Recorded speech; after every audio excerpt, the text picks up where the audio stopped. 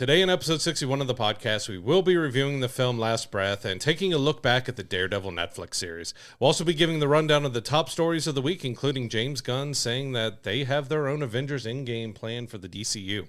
I'm Brad, he's Josh, and this is We'll Bring the Popcorn.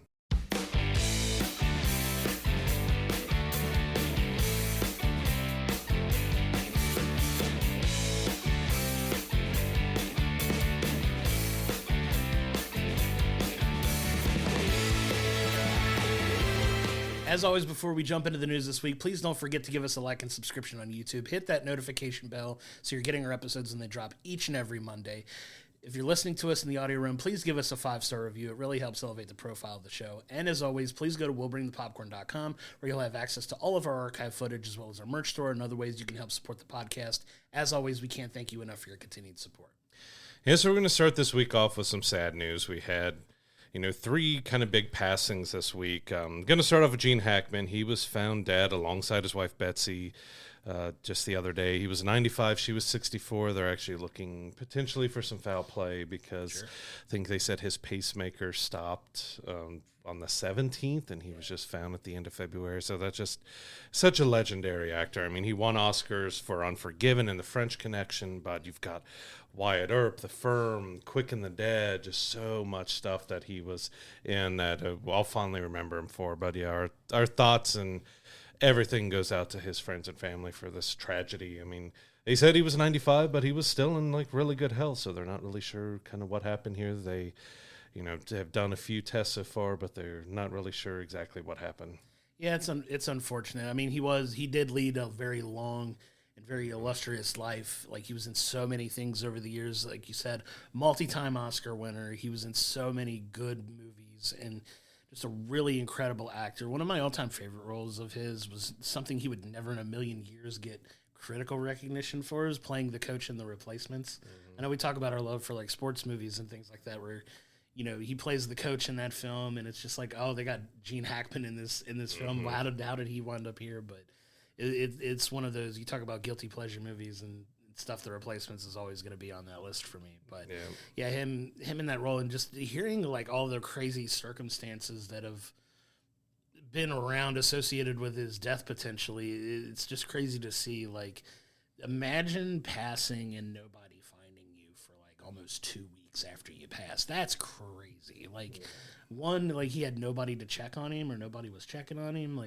That's insane to me. But it's going to be interesting to see what all comes out of it, what all happened. Like you said, there's talk that his pacemaker stopped, 9 days before he was found, and he probably had a cardiac episode. Interested to see what happens with the wife in this case.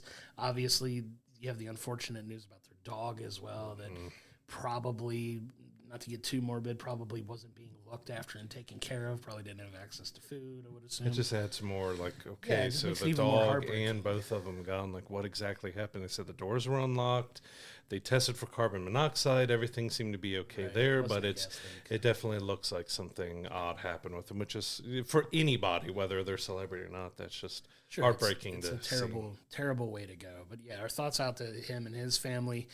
And like I said, just a long, illustrious career, an incredible legacy he leaves behind as an actor. And, like I said, thoughts and prayers to the family and everyone affected that knew him and his wife. And, just an awful situation. We also got writer-producer Robert Orci, passed away at 51. He was a part of all the Michael Bay Transformers films. He worked on J.J. Abrams' Star Trek films. He also worked on Sleepy Hollow for Fox. He was part of the Amazing Spider-Man series. He had a hand in a lot of big stuff, and 51 is quite a young age to go. So again, our thoughts go out to his family and friends and everybody with him. He's a name that maybe not everybody knew, but he worked on some, regardless of what you feel about the Transformers movies, they have made a killing in theaters and are still going strong this long. So, yeah, our thoughts and everything go out to his family. He's been a part of so many big time, big money, big commercially successful films. If you've probably seen it, he's had his hands in it in some way or another, as far as, like you said, Transformers, Spider-Man, some really big properties to be a part of. And like you said, 51 is just way too young for somebody like that to meet your passing. And I want to, like, not to steal your thunder, I want to shine some light on the last person that also passed this week, who hits a little closer to home, because especially considering that it's someone our age that passed. But we had actress Michelle Trachtenberg also passed this week. And, you know, my first introduction to her was in Harriet the Spy. Obviously, that was her first real breakout role. Loved that movie as a kid. But she was in quite a few other things. She was in Buffy. She's just in a lot of really cool projects, and she's had some really unfortunate health issues. And she just had a liver transplant. Literally had a liver transplant, was finally looking to be potentially on the upswing from that again. And just ultimately just terrible timing. And, you know, 39, we talk about 51 being way too young. 39 is way, way too young. Like, she was born the year I was born. And, you know, that really hits home with me. But just somebody who, in our age group, that, you know, was very prominent and well-known that passed. And it's just really unfortunate. Yeah, and I got to say, do better, Internet. There's so many people who, in like her last Instagram post, because she was looking a little more run down and everything else, like she's clearly been having some health issues. She had the liver transplant. We don't know.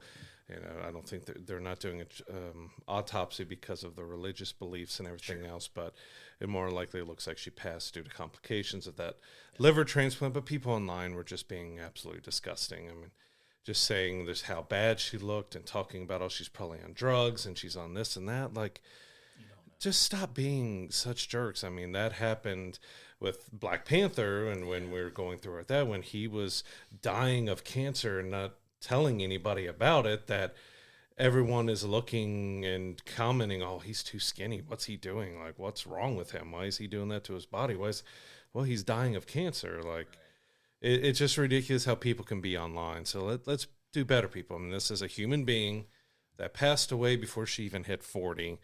More than likely complications from a health issue. But, like, if you don't know their lives, why go online and spread such ridiculous hate and everything else? Like, just because they're in the public eye doesn't mean they owe you anything. They don't owe you an explanation of anything. They don't owe you updates on their health or anything else. Like, stop being those type of people. Like, it's ridiculous to see the amount of hate and vitriol that was spent to her in her last few days. Like, it's terrible. It's why I'm thankful we're, at least at this point, nowhere near any type of public eye. Like, I know we do this podcast and stuff, but, you know, I would love to be at the level of recognition of these people that we talk about, and, you know, things like that. But also with just the negativity that comes with it, you know, it's hard. It's hard for these people to do. And kudos to anybody that, like, opens up and shares that, you know, part of their lives with people that, you know, if you let them in and your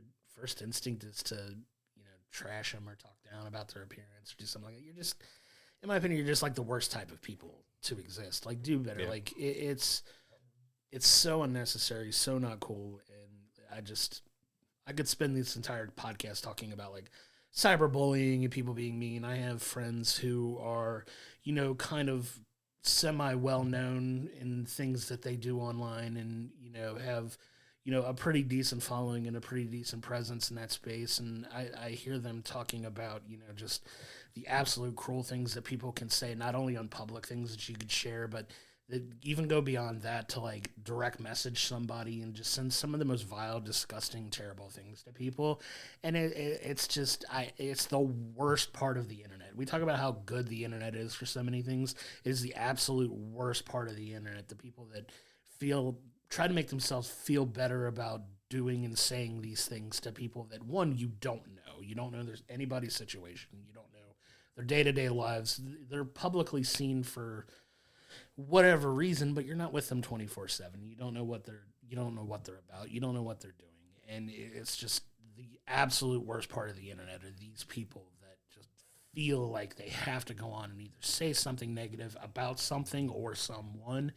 It's just, I can't stand it. I could spend an entire episode on cyberbullying and talking about just how terrible it is. Just be cool, people. Like, it's really not that hard. Keep your thoughts to yourselves. You know what I mean? Like, this is given, you know, too much of a platform to people who, if they said this to somebody to their face, would probably get punched in the face. And then they'll cry, like, oh, why'd you punch me? Right. Like, that's, again, free speech means you can say what you want. It doesn't mean you're free of repercussions for saying a death threat or something ridiculous or harsh. Like, just be better people. And I can't stand it. Just do better. Like I said, but I don't want to go on too long of a tangent about that. But like, it's just the worst. But at the end of the day, Michelle Trachtenberg, well known for a lot of the things that she was able to do, the projects that she was able to be a part of, and the world's a darker place without her in it. Yeah, I don't say like Gossip Girl was one that she also did, but Eurotrip, because she was our age, and when she did that was a big for us through our teenage years, because that was kind of a breakout of our. She's no longer the little girl of Harriet the Spy. She's becoming a woman now and everything else, and a lot of people remember her from Eurotrip not being the best movie, but remember that kind of as a coming of age for her. And and I do want to apologize when I said our Black Panther. I didn't even say Chadwick Boseman's name. Of course.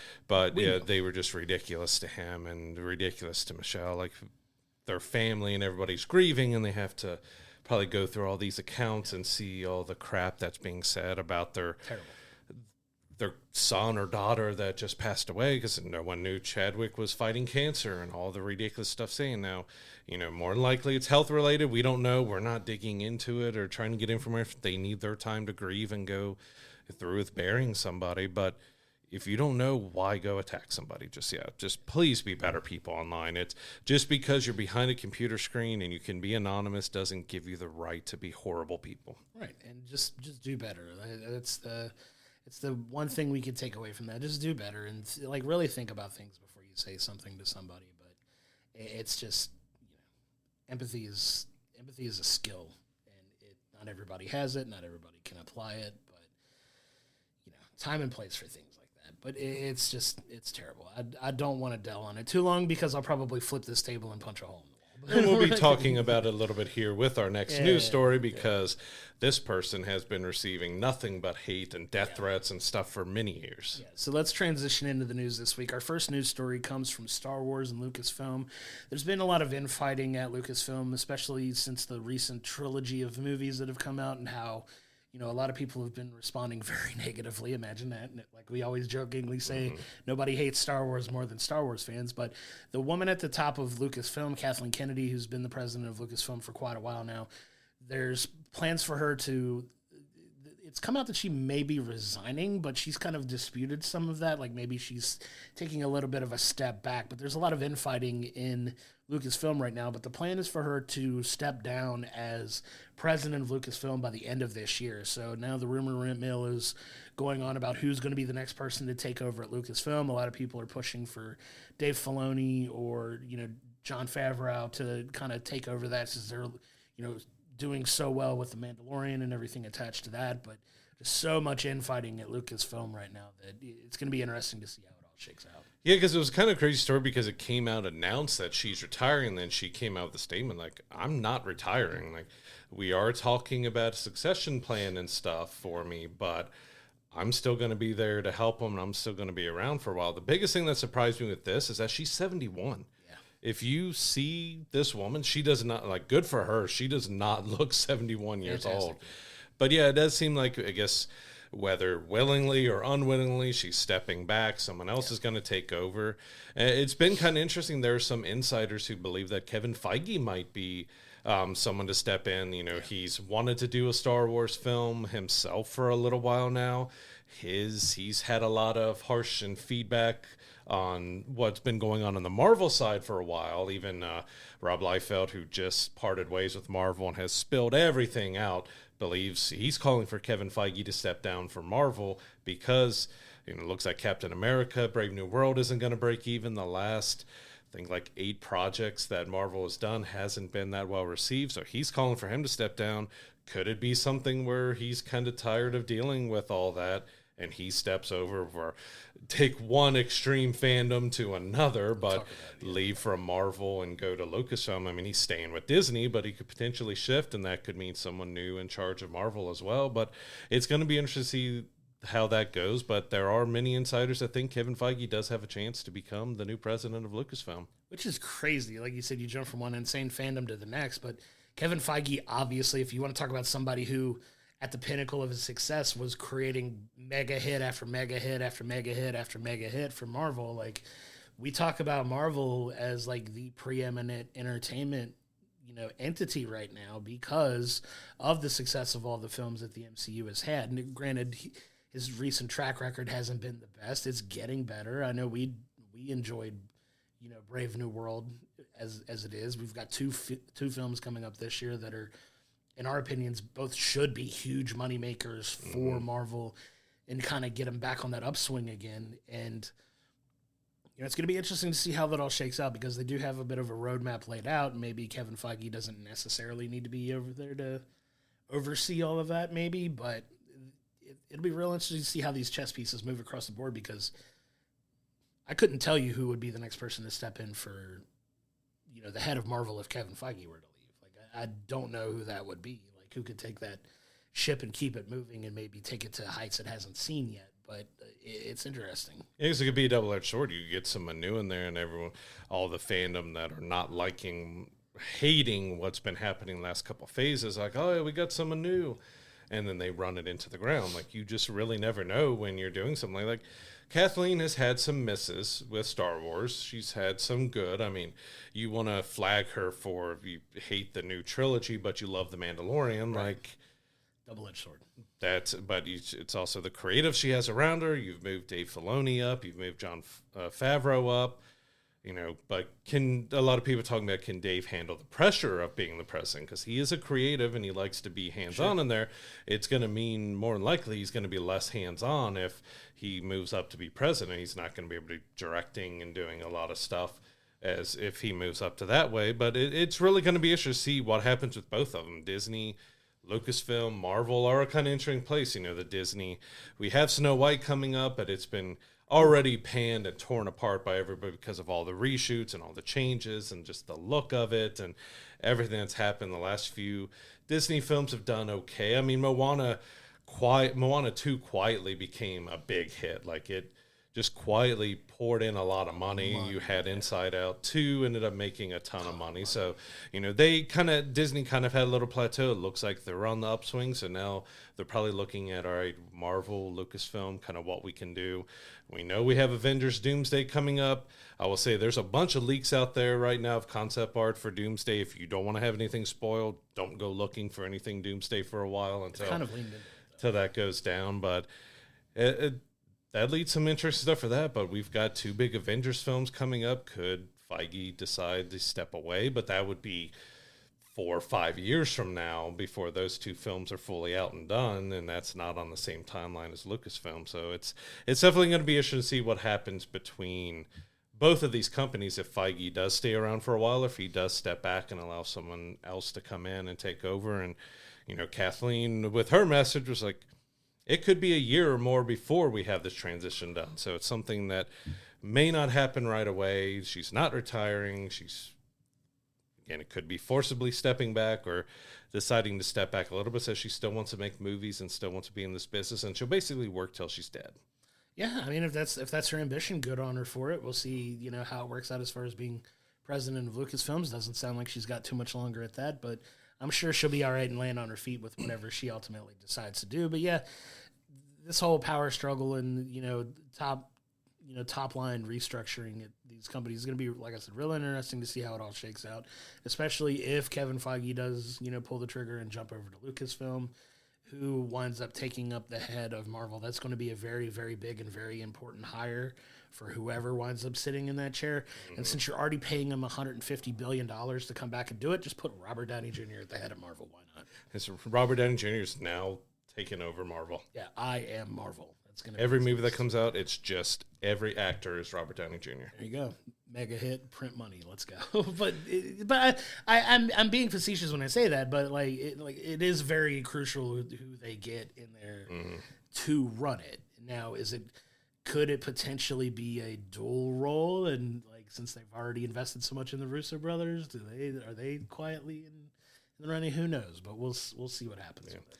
Especially with Lucasfilm, you have a lot of projects in the works that just haven't gotten off the ground. We have Patty Jenkins' X-Wing movie that she's supposed to do with the Rogue Squadron and everything. You have Taika Waititi is still working on something there. You have I think there's 6 or 7 different Star Wars projects outside of The Mandalorian and Grogu, and the next film that's supposed to wrap up Ahsoka and Mandalorian and all that. There's quite a lot in the works. A lot of it's still tied around that trilogy sequel. So that could, if within the next year we do get a change at the helm of Lucasfilm, could that affect a lot of those films, especially those that are tied to the trilogy? Maybe like, you know what, the fans aren't digging what we do with the sequel trilogy. Let's just scrap everything we have and go in a new direction. Fresh slate. It could be the change that they need to move them in a positive direction forward. So we'll see how it works out. I'm going to take us into our next story, which is a studio that has had a lot of change lately with James Gunn taking over the creative and everything of DC. We know the new DCU is starting to roll off. We get Superman this year. We just had Creature Commandos, which was kind of the official first kickoff of the new DCU, but they laid out a plan, and it's a very ambitious plan that they're looking to release 7 different projects in the DCU a year. That's 2 live action films, 1 animated film, 2 live action shows, 2 animated shows. We know Marvel was doing that for a little bit and they have scaled back, but now DC is amping it up of having 7 a year. And they said that's for the next 6 years. And at the end of those 6 years, they do have a plan for an Avengers Endgame type of story. Like they're going to do this big, huge mashup of everything that they've done for the next 6 years, and it's going to be Endgame level. It's insane to think about the fact that they could just have just an explosion of content like that. It's crazy. We've already kind of talked about some of the stuff that they're doing. Obviously, you have Lanterns, who is now in production. We got our first kind of visual still, tearing that apart. A visual still of Aaron Pierce and and Kyle being a part of that show.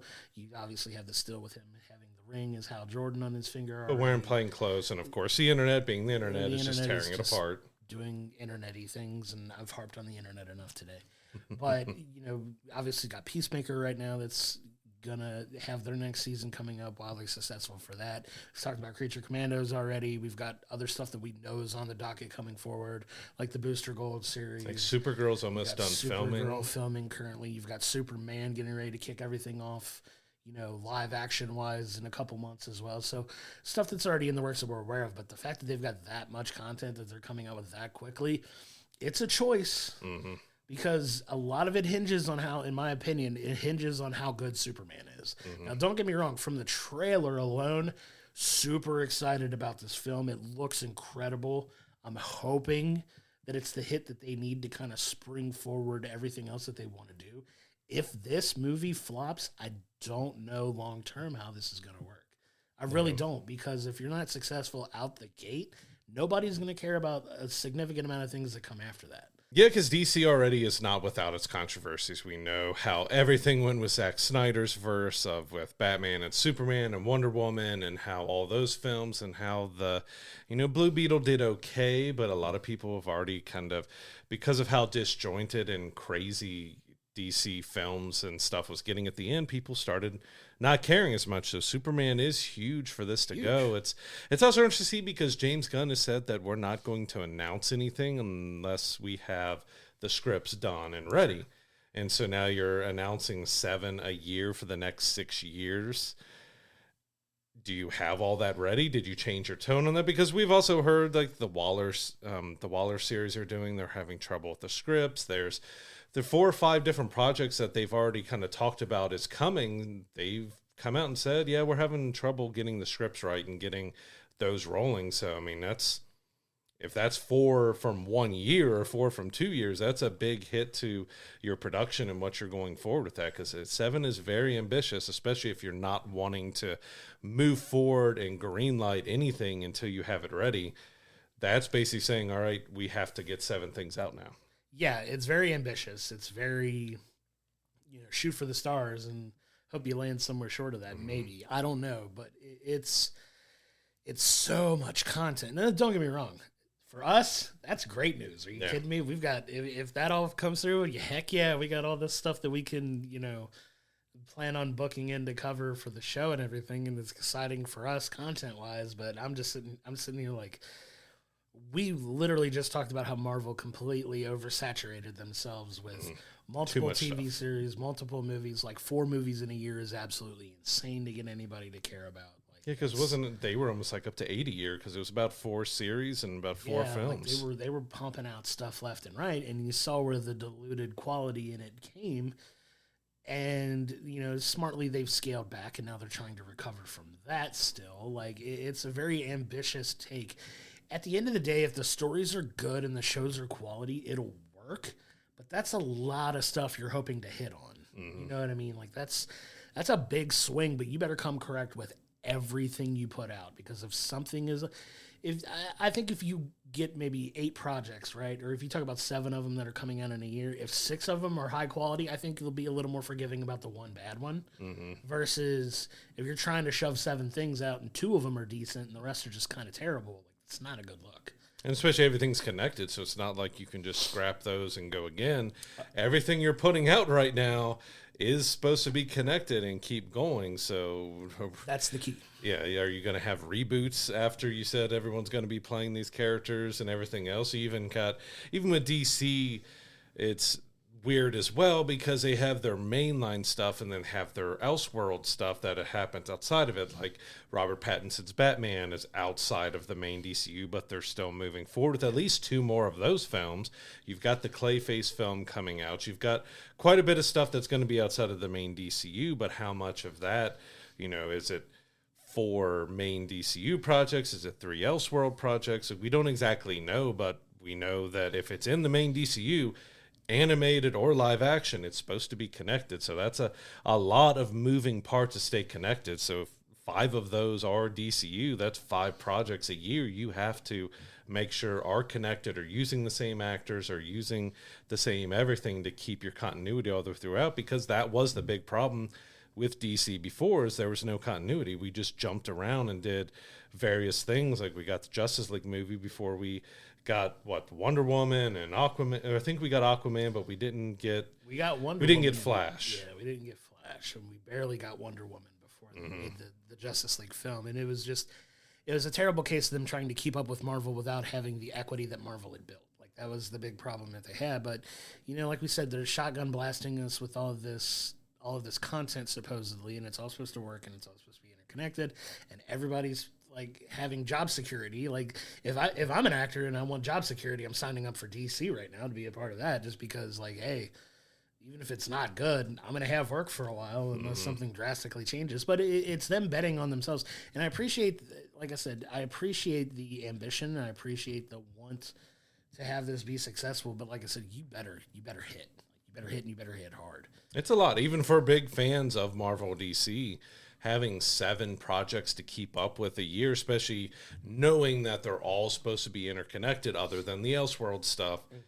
That you have to keep up with everything to know exactly what's going on. And that's where I fell out with the CW shows a little bit, just because I had to watch a Flash, I had to watch Arrow, I had to watch, the Tomorrow was semi-connected but not connected, but it just felt like at times with this stuff between animated and like comics and shorts and then team ups, and we're going to talk about this a little bit when we get into our Daredevil Netflix series, because they kind of hit that when they started expanding and doing more and doing team ups. Is like when you expand too much, it becomes really hard for even hardcore fans to stay connected with it, because, all right, I've got to watch 3 films, 4 TV series. Is there be a comic offshoot that I have to read as well? Is there a short? Are they going to appear somewhere else? Like, how do I keep up? Yeah, that's the hard part, right? Like, if you're a fan of literally anything outside of this, like, there's so much content that's out there already. Like, that's not talking about anything that's either Marvel related or not Marvel related. That's huge properties. Like, you have other big shows that exist outside of this, right? That there's just so much content for people to keep up with, and you're banking on people to be in the know. And I think that's where Marvel, realized that they got a little too lost in the sauce of trying to push too much out. And you're just like, well, I hadn't seen this. I can't tell you how many times I've seen, like, do I need to see Moon Knight to understand what's going on in Spider-Man or something? You know what I mean? Like, people trying to say, like, okay, we're supposed to understand that these stories are connected somehow. Logically, story-wise, it's not always the case, but they're hoping that you're watching everything and keeping up with everything. That's a big time commitment to ask from people who obviously have other interests outside of comic books. Like, we're guilty of that too. Like, love, comic book properties and entities, and we'll always talk about them. Literally, our next news story is going to be about something comic book adjacent as well. But, if you have any other interest or, God forbid, time in life to do other things outside of it, it's going to be almost impossible to keep up with. And I'm just wondering if they're getting a little too ahead of themselves with trying to push so much content out so quickly. And I understand you want to strike while the iron's hot, but like I said, it better hit. It better hit, because if they miss all of these plans you've got in the works for the next 6 years, not going to make it 6 years if you stumble hard. And I hope they don't. I hope they hit on a majority of the stuff that they have coming out, but it's not a guarantee. You even look at Warner Brothers, who owns DC. We have the Harry Potter reboot coming out soon, so that's going to be another commitment for fans that can fit in the same with the comic books and with Harry Potter. We're both big fans of Harry Potter and stuff, so on top of that, from Warner Brothers, we're going to have the Harry Potter series to watch. And we can even look at Dune, how they've handled Dune. We've got Part 1 and Part 2. We have Messiah coming out, but they have several shows that they're doing. I haven't watched Dune Messiah yet, or not Messiah, but Prophecy that they did, which even though I loved Dune Part 1 and Part 2, I didn't feel connected enough to go into that show or invested enough to want to watch that show, because you didn't have the main people involved who did it. It's set in a different time period, because there is a definite oversaturation that can happen. Same thing to me happened with The Walking Dead, that I was huge into the main show, and then you've got Fear the Walking Dead, and you've got 6 other spinoffs. I think you have 3 different spinoffs running right now. Like they're just taking it and just running it way too much, in my opinion, that I kind of fell out of caring.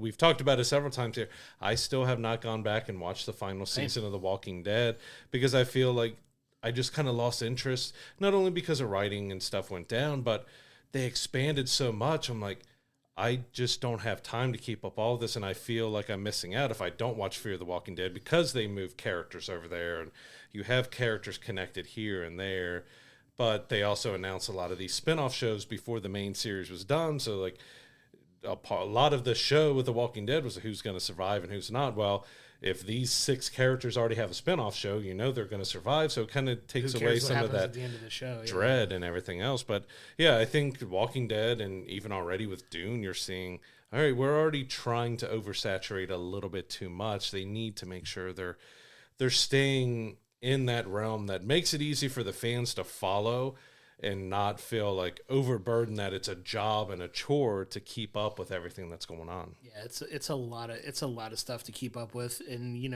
we'll continue to try to make sense as most of it as best we can. But I want to move on to our next news story, which, jumping from DC back to Marvel, we got some good news coming out if you're fans of the Punisher. Obviously, Daredevil Born Again is coming up. We're super excited about that. We're going to talk about Daredevil on Netflix here in a minute before we go into that. But one of the big standouts from the Daredevil series was everybody's love of Jon Bernthal as Frank Castle, the Punisher, and his successful show that he had as well.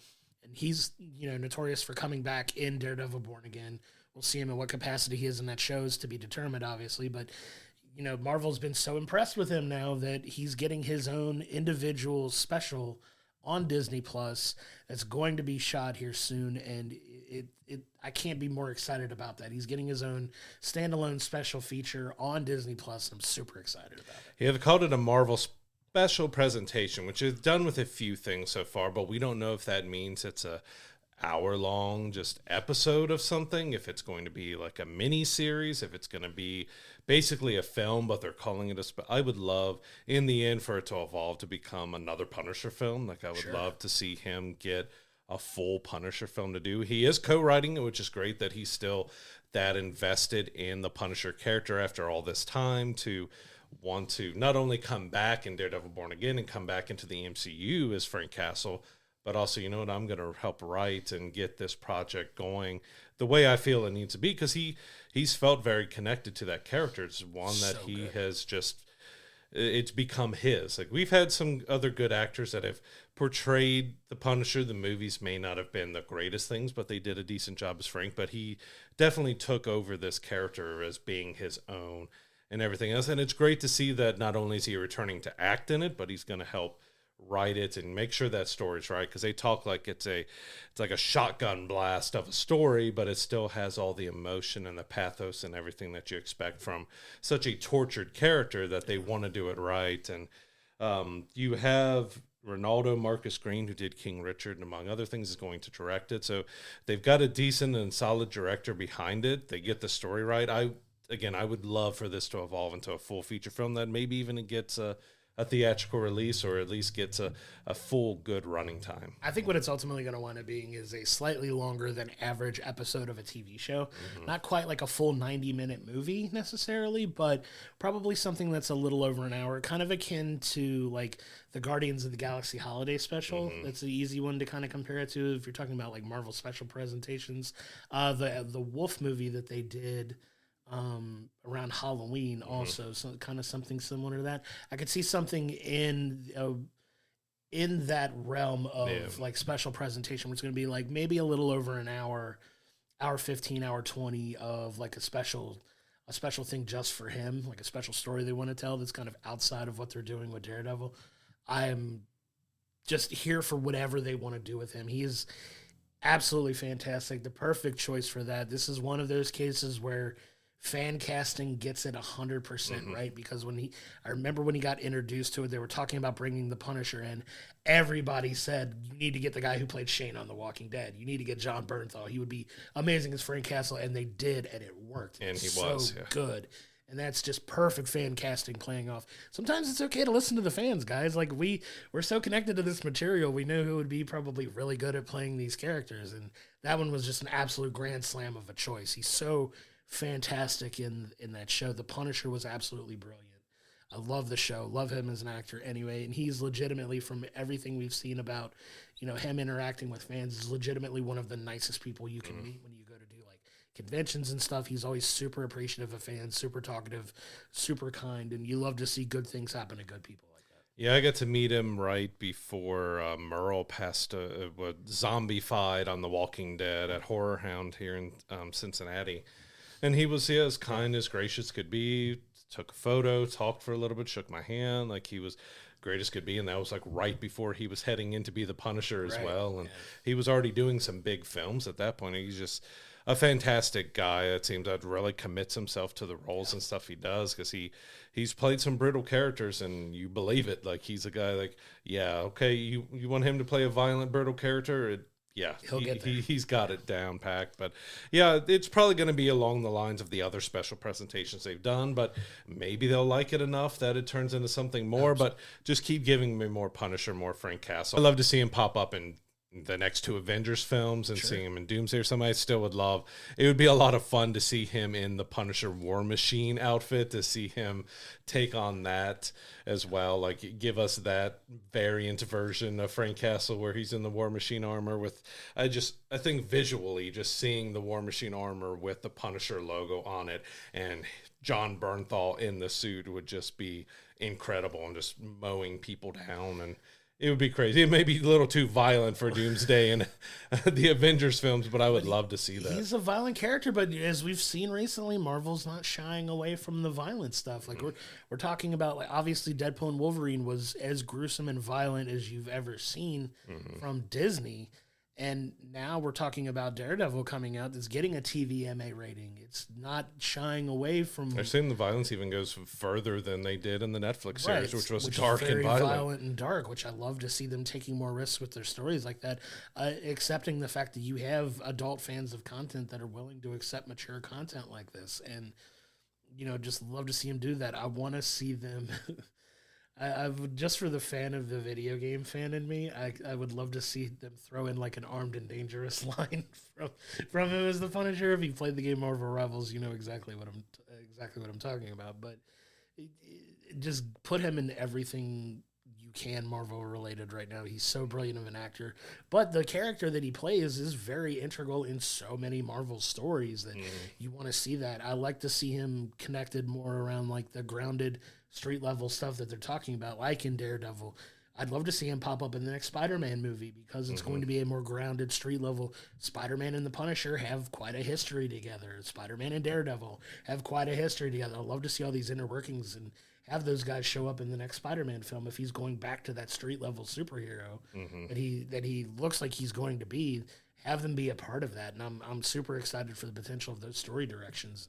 You could have something really, really cool on your hands. Oh, absolutely! Like just keep Jon Bernthal around the MCU for a while. Keep Charlie Cox. Keep Vincent D'Onofrio. Keep all of them. Like we, not only do we love, again, we're doing a revisit of Daredevil this episode of the Netflix Daredevil, but these were fantastic actors who did their roles so well. They deserve to be able to get more out of these characters and have the success in the MCU like they should have, because I mean the Netflix series were lightly connected at one point but disconnected, and then they weren't going to connect Daredevil Born Again to the Netflix series, and then they changed it. Like, it's a good change that they've decided to connect it back to the Netflix series and bring all the actors back because they were just so fantastic. I'm just ready for everything they've got coming forward in that realm, and I'm so excited, like I said, to talk about Daredevil here in a minute too. Obviously, I'm going to be ready to wax poetic about how much I love that show. And I'm going to blame Key and Peele if I mess up this next story, because AMC CEO Adam Aaron, because I just immediately goes to my head when I see Aaron in there, that he has come out talking about what we've talked about a lot on the show here, is that it's getting really ridiculous, the short amount of time span that movies are taking from going to theaters to going digital demand, which in a way is good for fans. You can watch it at home, but it's also really bad for the theaters that you're not really giving these movies a chance to have a run. We've seen with many different films now that the longevity in theaters has really helped them to succeed. Like, I just talked about how Moana 2 didn't have a great, and Lion King, Mufasa, they both didn't. They had decent opening weekends, but it felt like they bottomed out. But they went on to have, because of the longevity in theaters, they went on to have a fairly successful theatrical run because they got, I mean, Mufasa's out on digital now. It's still in theaters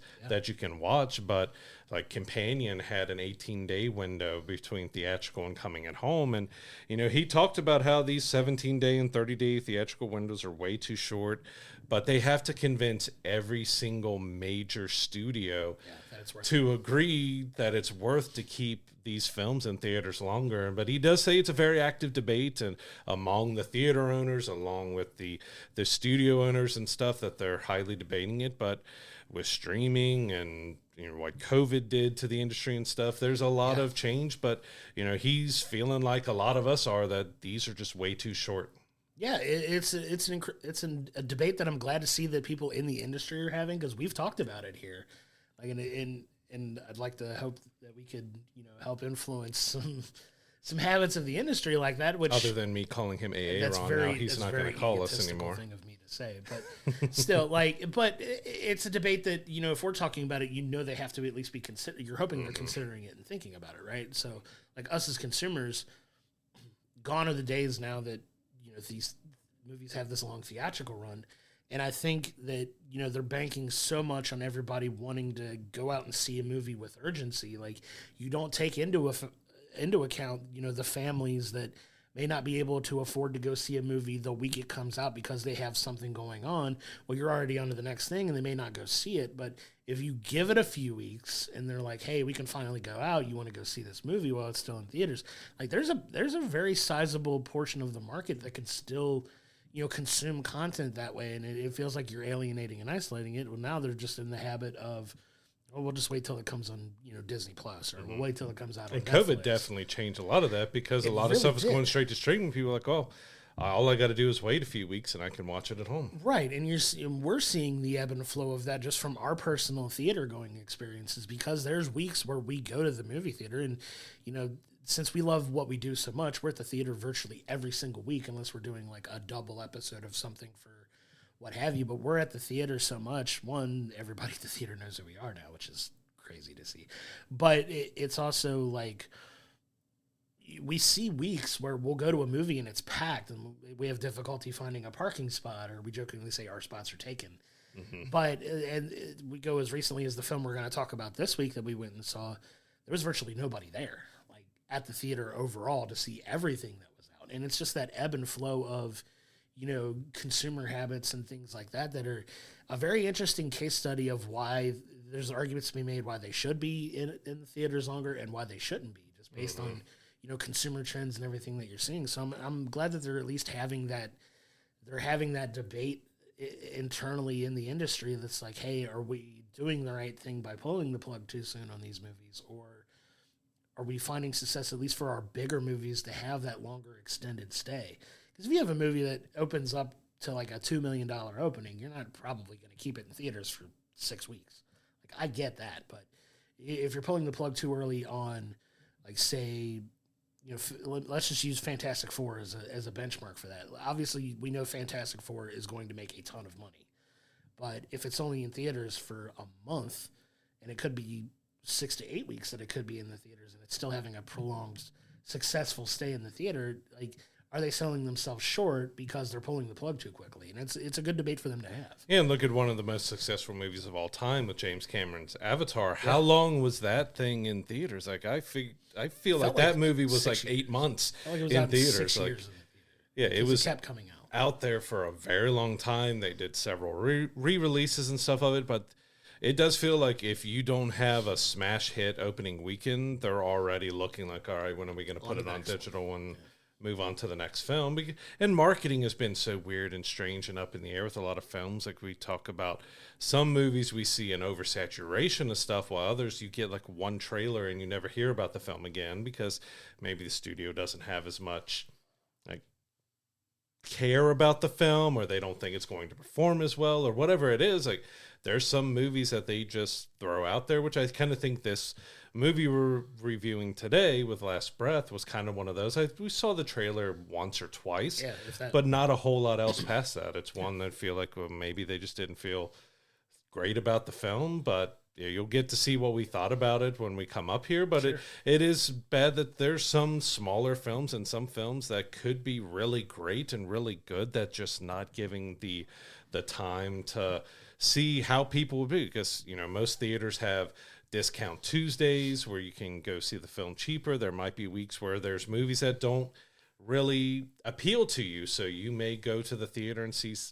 something on its third or fourth week that you may really enjoy now, and you might have a lot of people. Again, we've had many films now that have showed that it's done okay in the opening, it's dropped big in their second week, but it stayed steady and ended up making a huge profit because they left it in theaters for a month or two. Yeah, and it's an interesting case study. I would also love it. You brought up an interesting point that I'd kind of like to do like a study of us as somebody who does go to the theater all the time and see trailers over and over and over again before you come to the movie. Does it have an effect on how we feel about the movie because we're oversaturated by just seeing the trailer at every movie? I would almost say it probably did, because like you can go back and look at our Monkey review and how we felt on that movie.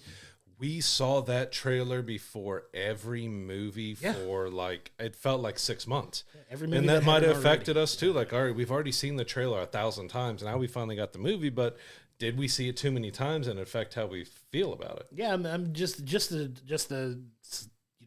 the psychological study of us, you know what I mean? Because we're outside the norm. We're people that go to the movies literally every week, unless we're doing a double feature, obviously, because we talk about the newest releases every single week. So we're in there significantly more than, I would say, 99% of the population that goes and consumes movies. But like, does that have an effect on us because we're so used to things? I couldn't tell you how happy I was to see Captain America Brave New World finally, because it felt like we watched that trailer week after week for a year. I saw that trailer significantly more times than I ever intended to, and we're wondering if it impacted our ability to enjoy the movie even. I'll say it did to me, because it gave away Red Hulk too much, and that was kind of the biggest payoff of the film. And that's not really spoiling anything, because you've seen the same trailers and all the information, that the biggest payoff in the film was the introduction of Red Hulk, and we got that 27 times a movie. Right. Yeah, it's just I'd love to see that too, just to see if we see so much of it that it does affect how we view a movie. But it's an interesting thing to see for sure. And we've talked about several trailers as well. A lot of them were those romantic dramas and stuff that you get the trailers for, that it feels like they have shown you the entire movie in the trailer, to where I know I've been like, I don't even really know if I want to go watch or review that movie because I feel like I've seen the entire movie in the trailer, and I would almost say 90% of the time that's correct. That those trailers that you feel have shown you the entire movie have shown you the entire movie in the trailer, and it does affect that.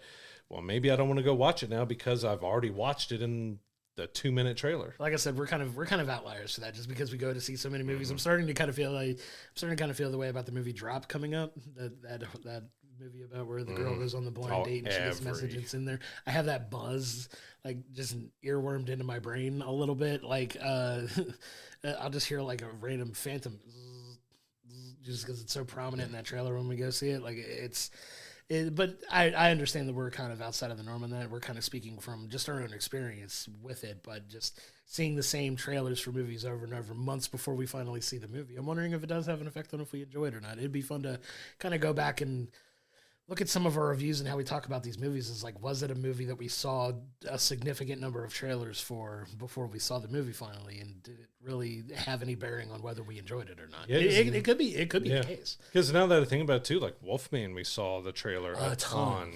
Yes, like there's a lot. If you see it too, you get a couple trailers to get you hyped up for it. Is one thing. So that's a really hard part. Like, if you're not showing enough, as we talk with like Apple TV, that they're not showing enough for their stuff. But if you're showing too much, it's kind of hard to find that happy medium. Like, well, you have to show enough to get people to want to come, but you don't want to show too much. And if they're seeing the same trailer over and over again, is it just beating them over the head of like, all right, we get it. This is coming out. Yeah.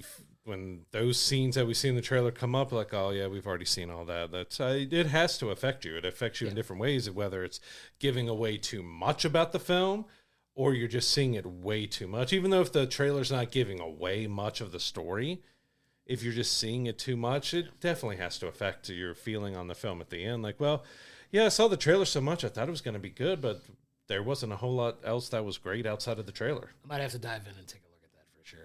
It would be a fun case. It would be a fun case of study for us.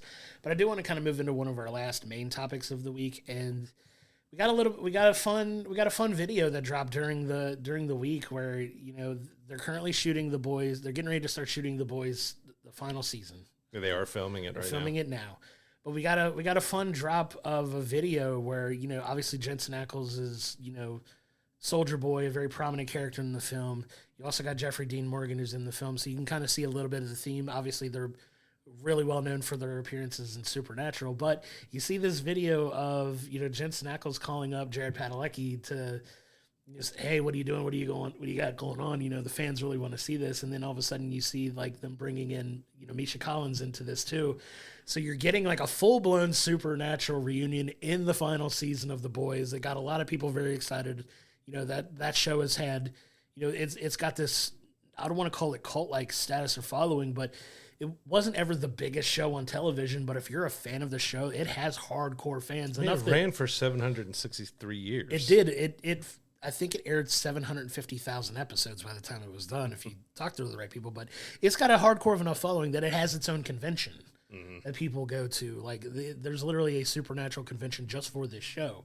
Like, that's how hardcore and popular the fans of the show are. But it got the internet kind of buzzed and talking about, you know, got the hardcore fan base riled up to really have that venture over into this final season of The Boys, and it was pretty cool to see. Yeah, what way to make sure that your final season is this? I mean, the show's already a smash hit, but if you want to make sure everyone's watching it, well, let's get the cast of Supernatural all to show up in it, and we'll see what happens with them. Do they all get to meet a gruesome, grisly death inside of the last season of The Boys? And could we see the car and we get the car blown up or destroyed and have them have a reaction? Like, because there's a lot of tongue-in-cheek stuff that happens in The Boys, and they can definitely make some jokes at Supernatural's expense and, you know, have Soldier Boy kill all of them and then he meet his death by being crushed by the car or something. Like, they could do something really ridiculous fun, and I'm all for it because that series is about the ridiculousness and about the insane over the top, and I think that's going to be a lot of fun. I watched a few seasons of it. I never watched a ton of it. I did get to meet Jared and all of them at San Diego Comic-Con a few years ago, and they were not like, I'm just having conversation with them like they're buddies I'm hanging out with at a bar or something. Like, they're just talking to me like anything, like, which was really cool to see from guys, especially like at that point it was that the last season was about to premiere and show. This was one of their last appearances at San Diego Comic-Con, but they were just as humble and as nice to be to all the fans, to everybody who came through to meet them. It was great to see that, they've been in other stuff, of course the Walker series has ended now, and you've had them in a lot of stuff, but it's really fun to see that they're still grounded and that they still want to come back together and do something fun together, like coming back for The Boys. I love that. It definitely got the internet ablaze and talking, but it's going to be fun to see that how they integrate into this final season, because that show is just absolutely insane, and it's going to be fun to see how they integrate these guys into it. But that was one that definitely had the internet talking. So we're going to wrap up the news with some quick hits here. So this is something we haven't really done before, but there's a lot of little stories that came out that we wanted to talk about, but we didn't want to spend a whole lot of time on. But we know, and thank you to everyone who does come to us for their news and thanks us for all the news that we give. But we wanted to give a few quick hits here. So Spider-Man 4 has been delayed, but it's only a week to July 31st. So we know that there was a lot going on in that month where Spider-Man 4 is coming out. So they delayed it a week just to give themselves a little bit extra. So we'll see that on July 31st. We also got The Hunt for Gollum. That's been delayed to December 2027. So that's one, as Lord of the Rings fans, we're excited about, but we're also mixed on, because do we really need a Gollum movie? We've seen a game come out that bombed that was all about Gollum.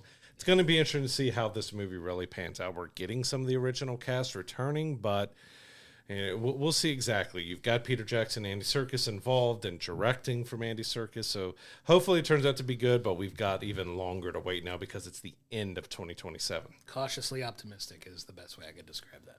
And very interestingly, we have a Hunger Games stage production that's going to be happening in London in October. And they have built a theater that is for this experience, and they're actually dividing the crowd up into districts. So you're going to be sitting in different districts. How that is going to play into the performance, we don't know if they're going to get crowd involvement, or maybe they'll turn the lights off on a district after they've been eliminated or something else. We don't really know, but it's really interesting to take something like the Hunger Games and turning it into a live stage production. Yeah, that sounds like it could be a lot of interaction and fun that, get people excited about going to see plays again.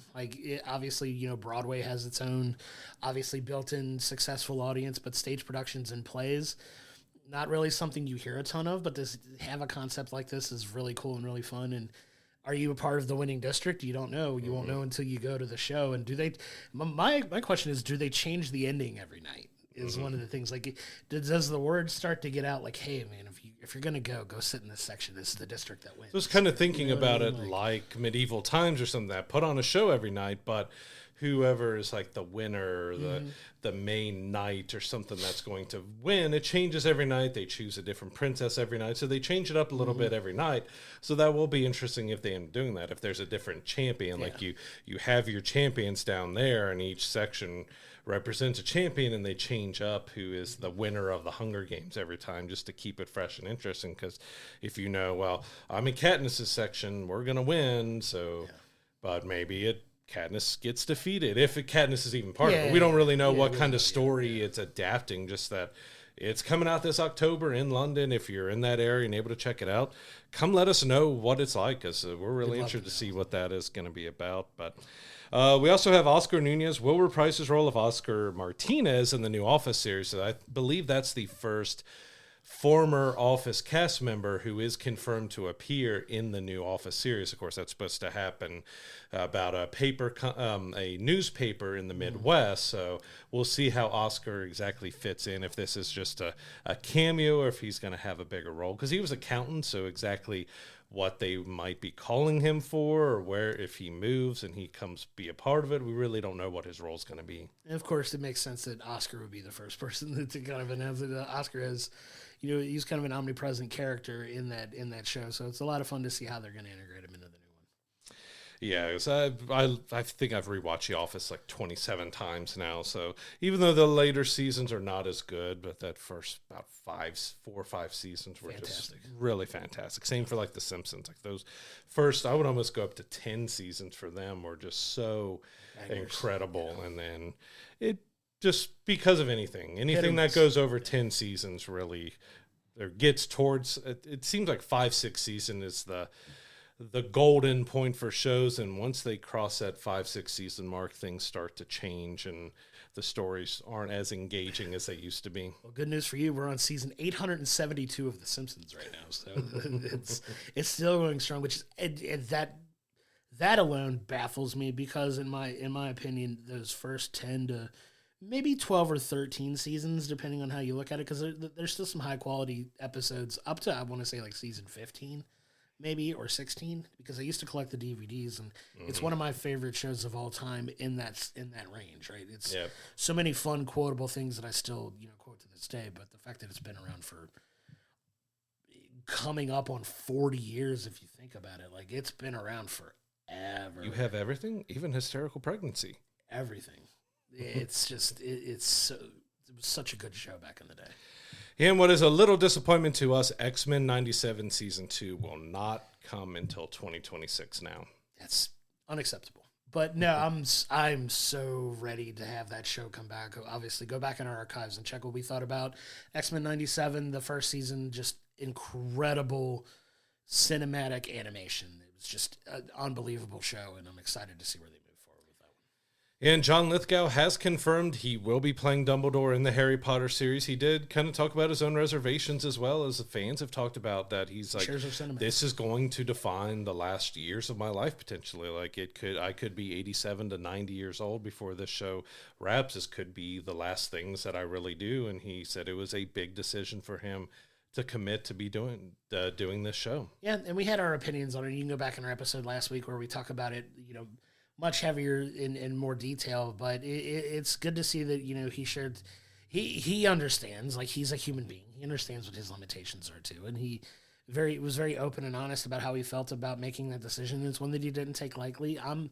excited just from the quality of actor that he is to see his take on this character, but yeah, it's good to see him have that, kind of awareness and being open about it. I commend him for talking about it as openly as he did. Yeah, absolutely, because there really hasn't been anybody.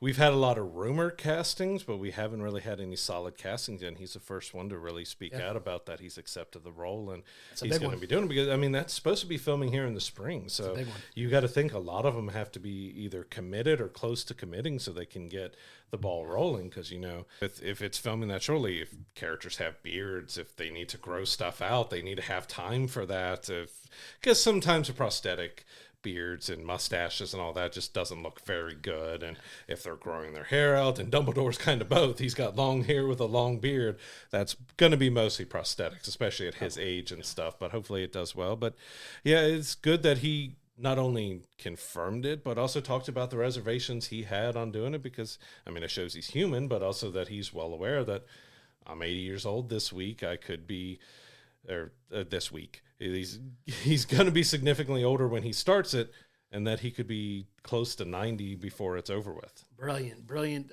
self-awareness, and just hoping nothing for the best from him. Like I said, it had nothing to do with his abilities as an actor. He's a fantastic actor. It's a huge get for the show. You have now one of your biggest characters in this entire series locked in, confirmed, that people know about. Excited for the rest of the casting info when that comes out, because you got to figure most of these people, if they're not already signed to do so, and they just haven't announced it yet, are imminently signing if they're going to start filming as soon as April. Like they have to be ready to go now. Yeah, and this next story is for my kids. Descendants 5 is in the works. This has been a big hit for Disney. It's mainly going to be known by the kids and the parents. It's something that's been on the Disney Channel and stuff, but it's had some big stars come out of it, and we have some actors come. We also had some tragedy with Cameron Boyce, who played one of the characters. He passed away from a medical issue way too young. That's kind of the most of the main cast didn't return to the fourth. I've seen all of them multiple times because of my girls, but they paid tribute to him in Descendants 4, but you kind of had a new cast that came in. We don't know if the original cast is going to come back, because it's got to be hard that they were, they did this all through their teens and young 20s here, that they became friends and had a huge bond. And when you lose someone that you're that close to, it's hard for you to want to come back to that world, because of course Duff Cameron is probably one of the biggest names out of it. She's gone on to do Schmigadoon and a few other projects, and we don't know if she's gonna come back. If you haven't seen Schmigadoon, it's a crazy musical on Apple TV Plus that not a lot of people may know about, but it's got some good actors. It's got some crazy silliness over the top on it. You've got Alan Cumming in it. You have, I'm blanking on everybody's name, and I'm calling him Key and Peele because I'm not remembering his name. Keegan-Michael Key. Yeah, Keegan-Michael Key is one of the main stars in it. Again, my brain with names just wants to lose it. I am the name butcher. I really just want to hear you say Schmigadoon again. Schmigadoon. It makes me smile. I just don't know.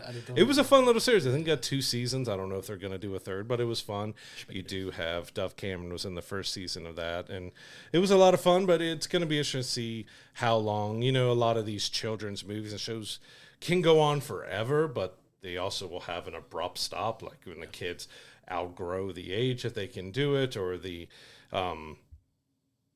just interest in it goes down. They will have some, I think Encanto characters are going to be playing a part, because if you don't know Descendants, it's all about the kids of the well-known Disney characters. So you have Maleficent's kid, and you have Beauty and the Beast, and you have just you even had Brandy came back as Cinderella, which was a nice touch for those who grew up and had her Cinderella as a kid, that they're bringing in all those kids, so we're going to have some kids from Encanto showing up with their parents being in there and get live action versions. So it's fun, it's corny, it's geeky, it's got some decent. I've listened to the soundtrack, probably 5,000 hours of listening to the soundtrack, so I know the songs and everything. But this one was mainly for my kids because I know how much they love that series and they're waiting for another to come out. So you listened to it for 5,000 hours. How much more did you listen to it with your kids and not just yourself? I don't want to say.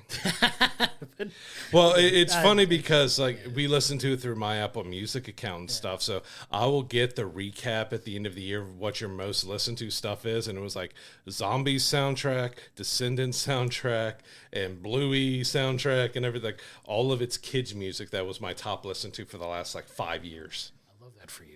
You can tell you're a girl dad, but that's so funny because I know what you listen to when it's not that stuff, and it's so funny that none of it cracks your top listen to. Well, we also have our girls who will sing along to Bodies by Drowning Pool as well, which is hysterical. So funny. It's so funny, the dichotomy, but that's very on point for, you and your wife. I know the music that you both listen to. It's really funny.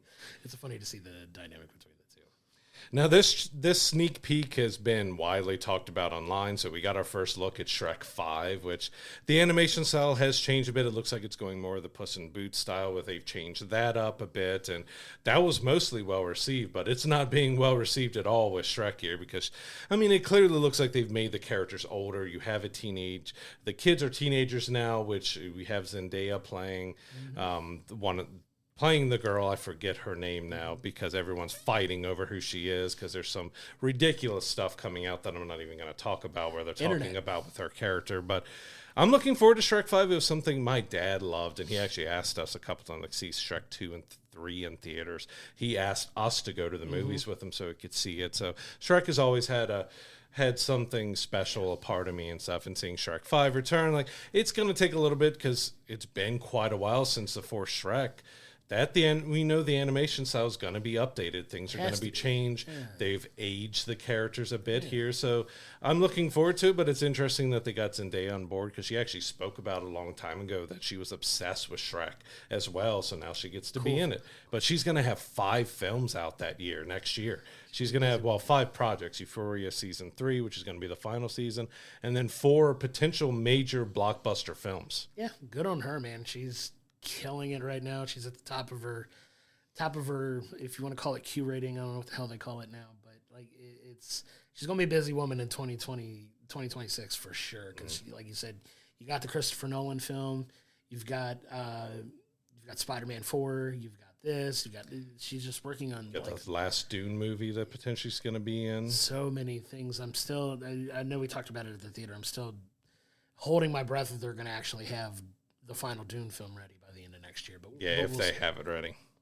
And our final quick hit here is we did get confirmation that the final season of Andor, Season 2, is coming out in April. They're going to break it up in an interesting way. We're getting 3 episodes dropped per week, but there will be a 1-year time jump after every week. So each 3 episodes. And a time jump. Because they're going for a 4-year time jump overall. throughout the final season of Andor here that gets us from where we started to where Rogue One began. Yeah, and it's kind of a way of culminating that. It's going to be interesting to see how these episodes all work together to get them to this point. Just love the first season of Andor. Excited to see how they wrap it up here in the second season. We've always known that it was going to be 2 seasons, and I think for what they're trying to do, it's going to be an easy way to wrap it up into, you know, Rogue One and where that story took off from. So I'm excited to see how they bridge the gap in this last season. Yeah, the first season was fantastic, but it is definitely interesting to see, like, all right, you're telling 1 year worth of story across 3 episodes. Hopefully, you know, I have faith after the first season that I can do it well, but I mean, that's a lot to try to tell in a potentially 3 hours if they're all hour-long episodes, which we haven't got confirmation on yet.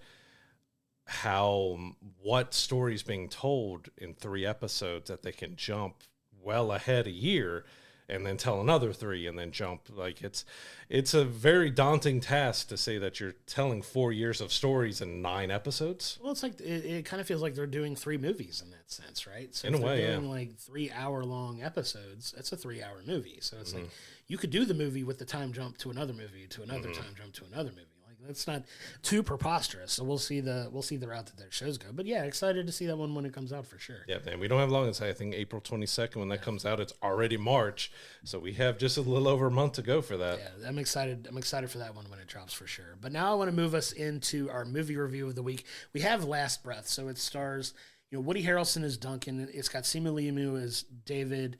And it's got Finn Cole as Chris, who's kind of our main subject of this character of this story. This is based on a true story, but this film is crazy as far as like what happens to it. There's not a ton of additional fluff and substance around this movie. So this is about a group of divers who it's laid out at the beginning that they have like one of what's considered one of the most dangerous jobs in the world. So these guys go down and dive and work on underground sewer pipelines in the ocean. Oil pipelines. Yeah, oil pipelines in the ocean, right? So these guys are, you know, down in the midst in the dark and depth of the ocean, which is already dangerous enough, but these guys are dropping down to very dangerous depths for, you know, human bodies to be in. So you have to take extra special precaution and care to make sure these guys don't die when they just, you know, dive down into the water. Like there's a lot that goes into it, and they do a good job of, you know, laying everything out practically as far as like how they have to prepare their bodies and have to prepare their suits that they wear to dive in. And it's just a really well told story about these guys just going down for a regular routine maintenance dive that, you know, for obvious reasons why it's made into a movie, doesn't go exactly the way they had it planned out. Yeah, I was really surprised about how much I actually enjoyed this film because, as we spoke about earlier, that there wasn't a whole lot of advertising that came out for this. You didn't know a whole lot about it, and it's an hour and a half long movie, so there is not a whole lot of fluff.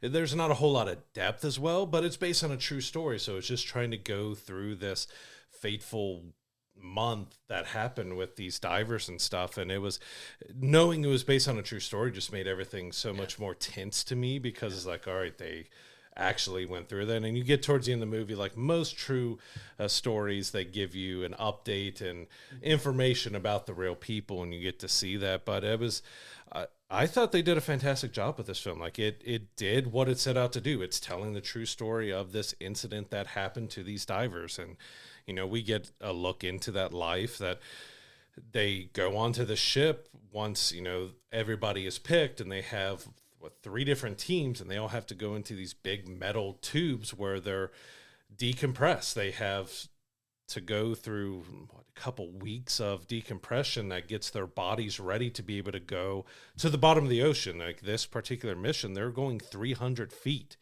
under the surface of the ocean to the bottom that they have to get their bodies prepared for. And they say it jokingly and they're all tongue in cheek, but it's like, yeah, if you decide to step out or, you know, exit while the decompression's going, all of your organs will explode. Like, okay. Yeah, they do a very good job of laying the seriousness of it out, like, for sure. Yeah, but I don't know if you the same with it, and I don't know if it affected my viewing on it and stuff as well, but Finn Cole, who played Chris, who was our main diver that we, you know, our experience this story through, I was getting Heath Ledger vibes from him through the whole movie. Like he looked a bit like Heath Ledger. A little bit. Yeah. It was a character I could see Heath Ledger playing. It just kind of made me feel like I was watching Heath Ledger again. And it's not a knock on him. He did a great job, and his face is his face. Yeah. But that's a great comparison that he reminded me of Heath Ledger. So I think that added a little extra emotional impact to me because I felt like I was watching Heath on screen again. A little bit, yeah. But I mean, you have this fun dynamic of a team with, Woody Harrelson as Duncan, Woody is just so good. He's fantastic in this movie. Like he's really good, and he is, playing this experienced diver who's kind of like the leader, like a mentor to a lot of these guys. And you come to find out he's on his supposed last run here, like he's being phased out by the company that he works for because he's been doing it forever, kind of like a forced retirement kind of thing. Like, hey, this is your last one. But he doesn't want to do anything other than be a diver because these guys are like, why don't you go and sit up in the chair and go like lead some of these missions? And he's like, nah, man, I'm a diver. It's what I do. I'm not management. Like, he's like, yeah, I'm not corporate management material kind of thing. And I get that. And you have seemingly who's played David, who is the prototypical like superstar diver, kind of like best of the best. Yeah, he's ripped. He's top of the line, best shape, and you can very much tell from this movie that he is getting in shape to play Shang-Chi in a future Marvel property because he looked absolutely jacked in this movie. Like he was in really good shape for this, and it definitely wasn't to play this role necessarily. You can tell he's kind of gearing up for a superhero run, which thank God. Let me say that as an aside, because we've been talking about Shang-Chi forever, but either way, like he does a really good job in this role too, playing that kind of like serious superstar diver who takes his training very seriously, takes his job very seriously, but has a little bit of a heart, as you come to find out, like in this movie, where he feels like he comes off straight and to the point and kind of blunt, but cares about the people that he works with. And it's because he's got something as well, which he doesn't like to talk about because he doesn't want to think about it till he's over with it. He's got something to go home to, and he wants to make sure he gets home. Right. He takes that very seriously, which understandably, but yeah, they go on, they get ready for this mission, and obviously for reasons of the movie and to make sense, they're the first group that's prepared to go out and start this dive and go down and work on, restoring this generator for this pipeline. And it just sets up that, obviously Duncan's the guy in the box to kind of set them up to get their gear right. So it's David and Chris going down on this dive as a two-man team, and you get what I think they do so effectively is the lighting and lack thereof, the realistic look of them diving down into the ocean. It's not well lit at all. It's dark. It's gritty. It's pitch black. Because, they're 300 feet under the ocean. Yeah, it's a very realistic portrayal of that, and you get some cool, like, what you can tell is very much real-life footage that they've taken from, people that have done these types of things and put it into this movie, because you see barely like a bright green hue from the light of the camera lighting these guys as they move along. And a lot of times in a movie that can take you out of it, but it does such a good job of keeping you hooked that it forces you to kind of watch and pay attention because it has all of that tenseness down. Is there, sea life that's going to play a factor in this movie? You just can't see it coming. And, they do a good job of keeping that seriousness and that tone of, you're down here in the dark and you don't know how it's going to play out. And they do a really effective job of, using lighting in that way to kind of keep you engaged and keep you focused. Because like you said, there's not a lot of substance to this movie, but it's very true to form and like accurately portraying what these guys have to go through to do this mission. And I commend them for doing that. Yeah, I feel like they paid a lot of attention to making sure what you were watching felt real, from how the ship operated to what they had to go through to get ready to the dives and how absolute pitch black dark it's going to be, that they have to use compasses and other things to navigate because they can't see. And there is a decent amount of terror because there is a point where, of course, one of them is down there by himself because he loses his umbilical cord and he has to find his way back to the stack, to the generator, to get on top to be able to be found. And the flares is going out and you're seeing just how pitch black, like he wasn't very far away from it when he got knocked off, but he cannot see more than a couple feet in front of him to tell which direction he needs to go. It's like, okay, how do I find my way back when you're literally in Pitch black. black darkness? And they did a great job of setting that atmosphere and setting everything up and doing realistic lighting to where not everything is overly like, you know, Game of Thrones has been knocked about how dark it was to try to do realistic with their fights and stuff of how it would look, but this was perfectly done to how they needed to be, because you needed to know the situations that they go into, what they have to deal with to do this work. And, you know, they're going out there for a month at a time, but it can be very dangerous, and there's so much stuff that can go wrong, and there's kind of very little that they could do to help. And Chris's story is really miraculous and incredible to hear. Like, it really had me intrigued, and it had me set knowing, like, and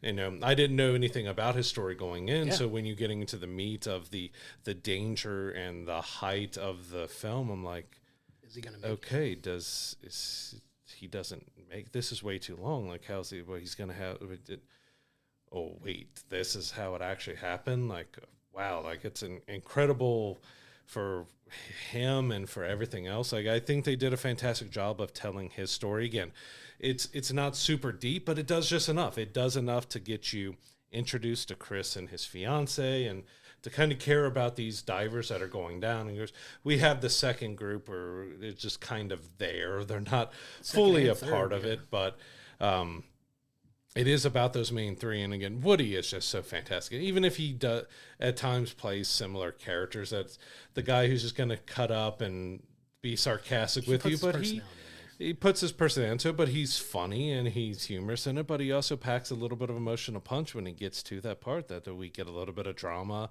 and everything with what's going on, and you feel dread and you feel terror for what they're going through and them being trapped down there. And, you know, when they're dealing with really hard currents, like they're going out and basically in the middle of the storm, but they feel like, all right, it's being 300 down, they're going to be well enough. But, you know, stuff goes wrong down below, goes wrong up top. And I think they just did a great job. Great acting, great presentation, great lighting, cinematography. Like, I think they just did a really good job overall of presenting us this true story. And then giving us that look at the end was just a good way to hammer it home. Like, yeah, this really happened. This is how everything turned out in the end. Like, even though some of it may not feel believable, it's what actually happened. Yeah. And it's just wild that what happened actually happened. Yeah. And you get, you know, there's a second group of kind of ancillary, not quite main characters, but kind of important to the story too. And it's the crew of the ship that is trying to navigate the ocean too. So to add a little bit of context to what we're talking about, you know, you have your main ship that these guys board, and they're part of this big crew, and you have like the main cabin crew are kind of the other characters here. One of them is their boss, kind of helping navigate everything. You also have the captain of the ship and his first lieutenant. We're kind of making decisions on, you know, do we keep going? Do we try to do this? There's a point where they have to manually, you know, try to get the boat back to the point where they get knocked off from, because the boat gets knocked off, of course, of where they're trying to drop. And that's where the whole, you know, context of the rescue mission, are they going to make it back to, you know, save the day kind of thing, and help get these guys back out of the water. And, you know, they do a good job of building that tension there, and some really creative ways of getting the ship back to where they need to.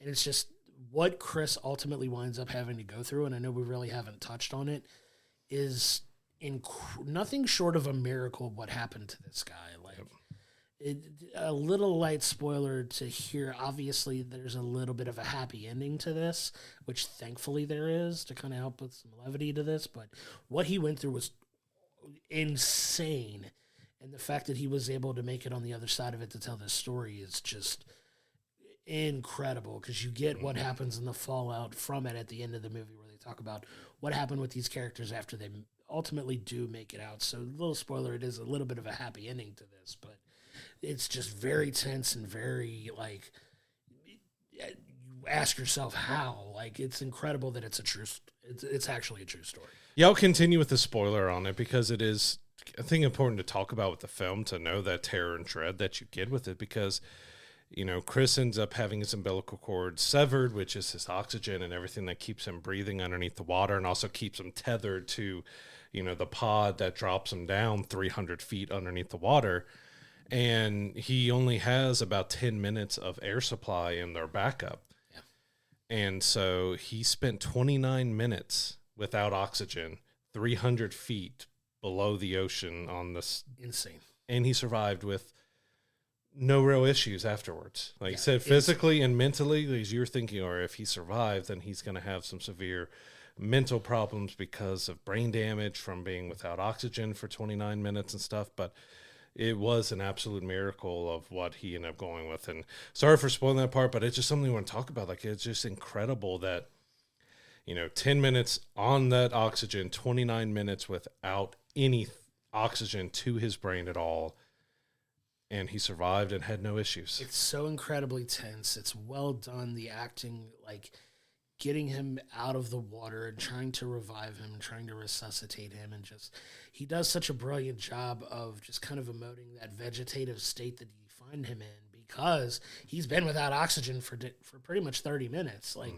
he clinically should not have survived it at all. And that's what's so incredible about this story. And they have a little thing at the end where they were like, he was studied extensively by doctors who can't explain how he made it, like at all. Like clinically, there's no reason he should be alive. They said a mix of maybe because of the decompression he went through, and they used warm water to keep their body regulated because it's extremely cold down there. That may have played a factor, but they can't figure out why he lived. Yeah, still can't figure out. It's a medical miracle. Some things just can't be explained.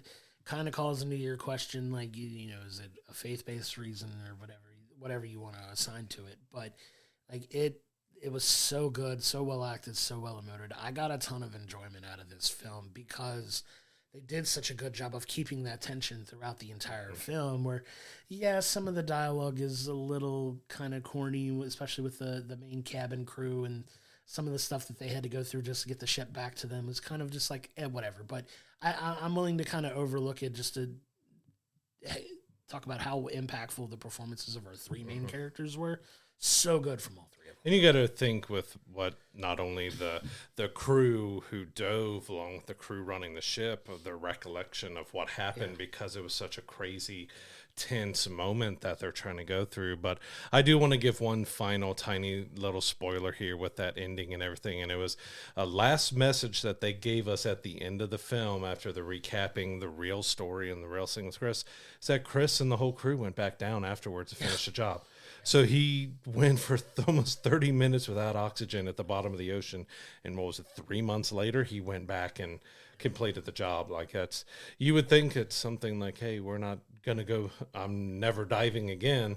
He was back in the water 3 months later. That's just absolutely crazy. But yeah, in the end, Last Breath was a surprise film to me. Like, I went in with kind of low expectations, and they kind of blew me away. It had a good tension. It had great acting. It made you feel uncomfortable. I mean, those that might be claustrophobic or have trouble with ocean or deep water or something is going to feel a little uneasy. It made you feel uneasy. It kept the tension high and tight and everything. I'm going to give this an 8. Like, I really felt that everyone did their job well, even though it's based on a true story, but there was no fluff. It's an hour-and-a-half movie. It was kind of thin, other than, well, this diver's going on this, we're going through it, but it told what it was doing very well. So it didn't need anything else. So yeah, an 8, I think 8.5 was a really solid movie, which I do want to kind of watch again. Like, I think they did a fantastic job with doing the underwater scenes. The acting was great. Like, they just kept me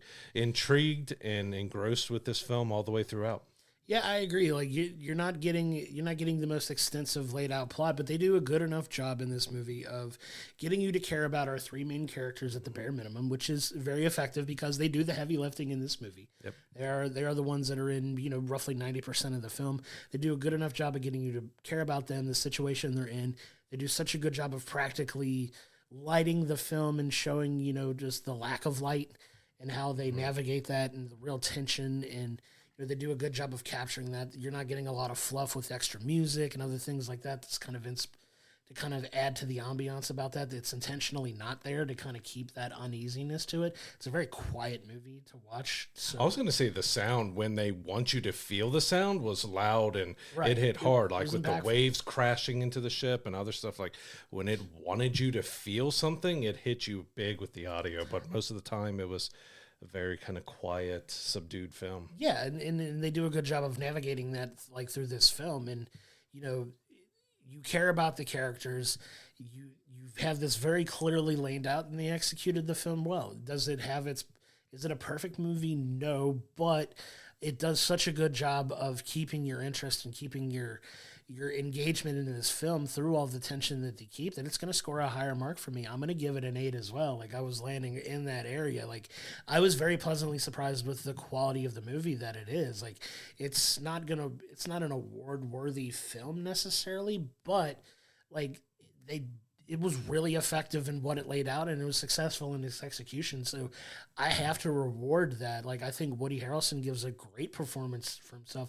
And the real shining star of this movie, in my opinion, is Finn Cole as Chris. Like, he does such a good job of getting you to care about him as a character, and then just like navigating in the emotion and everything that he feels in this movie. You felt that coming through the screen, and he did such a fantastic job of portraying this. And like you said, just the emotionless, like vegetative state that he has to stay in, just the acting without doing anything really. And he just does such a good job of, like, I remember just like noticeably leaning forward in my seat when I was, and I don't do that a ton for movies, when I kind of just kick back and let it go. But I was like attentive and looking like, oh, like, is he gonna make? Because we don't know. We didn't know his story. Like, we didn't know. Like, they do a good job of keeping you on that hook until the very end, when he finally kind of abruptly snaps out of it and kind of comes back to us. And then, you know, Woody Harrelson making a very Woody Harrelson-esque joke to kind of, you know, it kind of cuts some of that tension a little bit, which is very needed in that sentence. We made out a little bit, but I'll tell you about it later. Like, what happened? He's like, we made out a little bit. I'll tell you about it. It is very funny, but like not taking anything away from the seriousness of the scene either. It's very much how like two friends would. But also showed it was kind of realistic to what it was, because it showed some actual footage of him, and it was at Chris's wedding, and he's like, no, that's probably the second best kiss I've had lately. Yeah, and it panned over to show him and his reaction Duncan's to character, and he's just so like, funny. But it really captured the essence of like the relationship that, you know, these two had, and it was so good, so well done. I was very pleasantly surprised, and this is one that it's not going to make a ton at the box office. You can already tell. Like, when we went in the theater, there may have been 10 people in the theater, which is unfortunate, because, you know, you've got a couple really good, you know, bigger name actors in this film, well known, and, you know, we didn't see much from this trailer wise before it, but I think, talking back to our earlier conversation, I think that did help enhance our enjoyment of the film, because we didn't do a ton of research on it. We didn't have any real connection to the story going in, and we just allowed it to be told, and they did a masterful job at it. Yeah, and I was same as you, especially as they put the clock on the screen of saying, you know, it's been this long that he's been underwater, this long without oxygen. You do see yourself shifting, like, okay, is this going to be a tragic story? Like, do we not know exactly? But yeah, they hooked us, and yeah, it's a shame that it's probably not going to make a whole lot in theaters, but it deserves. Like, we think it's a really solid film. Last Breath is in theaters now. We highly recommend going and checking it out.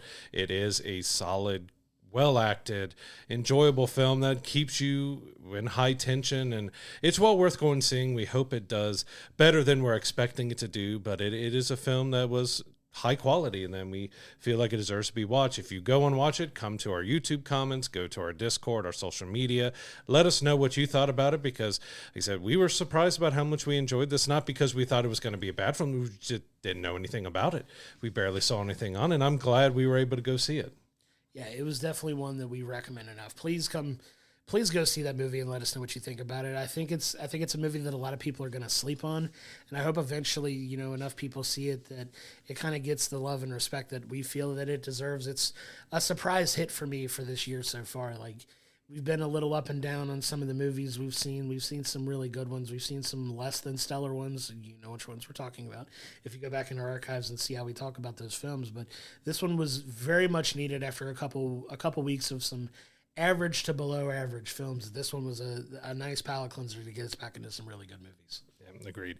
So if you've watched the show or listened to the show at all lately, you know how much we love the Daredevil Netflix series and how excited we are for Daredevil Born Again to be coming out. That's, we're a few days away from the 2-episode premiere of that. We can't wait to see it. So we thought we would go back and revisit the Netflix series. And that, I think when it first came out, a lot of us were surprised that Marvel was having these characters, starting with Punisher, and you had Jessica Jones, you had Luke Cage, you had Iron Fist, and we also had the Defender series, that they did all this on Netflix. It was kind of surprising that that was a route that they decided to go, but you weren't exactly sure how it was going to be, because at that point, Netflix had some decent shows, but I don't think it was as well known for the high quality of their television, in-house made television and stuff, and Daredevil was still one of the most incredible shows that I've watched. It ran for 3 seasons. You also have to include the Defenders in it because that did play a part between season 2 and 3. Yep. Even though it was not as well received as, the main series of Daredevil. We also had the Punisher series and everything else. I don't want to leave that out because it was incredible. I think we got 1 or 2 seasons, 2 seasons of that. But it was really incredible what they did. They went dark, they went gritty, they went dramatic. We had humor, but it was something that Netflix took extremely seriously. The showrunners took extremely seriously. They were giving us the devil of Hell's Kitchen. They were giving us death and drama. We got graphic violence. We got arms and legs being broken. We got people being decapitated and everything else. Like, they went heavy, hard, full in. These were very mature, dark, incredible seasons that we got from Daredevil, and I'm really excited to see, now that we know that they were, originally going away from it with Born Again, going away from the Netflix series, that they've decided to come back and embrace it. We're already preparing, which we won't go into, we're preparing for something that we know is going to happen in the series that we don't like, but we're going to see exactly how it goes. But it was really incredible what they did with Daredevil on Netflix. I'm ready to have my heart broken again when it comes to what we know is coming in the Born Again series. But already getting rave reviews from people who have seen it so far and just say it's absolutely masterful and could potentially be the MCU's best television property they've ever done, which is very exciting because I think they're including the original Netflix run in it, which is, from my opinion, one of my top 3 TV series of all time. I love that shit. And I don't say that lightly because if you know me, you know I watch a ton of stuff. But this stuff really resonated with me. So I kind of want to get into my background with not only the character, but how I have related to it, because he's one of the, if you don't know anything about Daredevil, who he is and what his abilities are, if you've never watched it, Daredevil is a character, but his alias is Daredevil, but he's Matt Murdock. So Matt Murdock is an up-and-coming attorney in New York City, in Hell's Kitchen, who, it always kind of, in a very Spider-Man-esque way, stands up for the little guy, right? He's kind of championing people who, can't really fight for themselves necessarily. But what makes Daredevil stand out among all of the other, quote-unquote superheroes is he's the first, you want to say, like, handicapped superhero, because he has this incredibly tragic accident as a kid where he gets chemical burns in his eyes and he loses his sight. Well, what happens when he loses his sight is all of his other senses get enhanced so much, and he learns through, rigorous training and things like that to really lean into his other senses, and he uses that to help fight crime.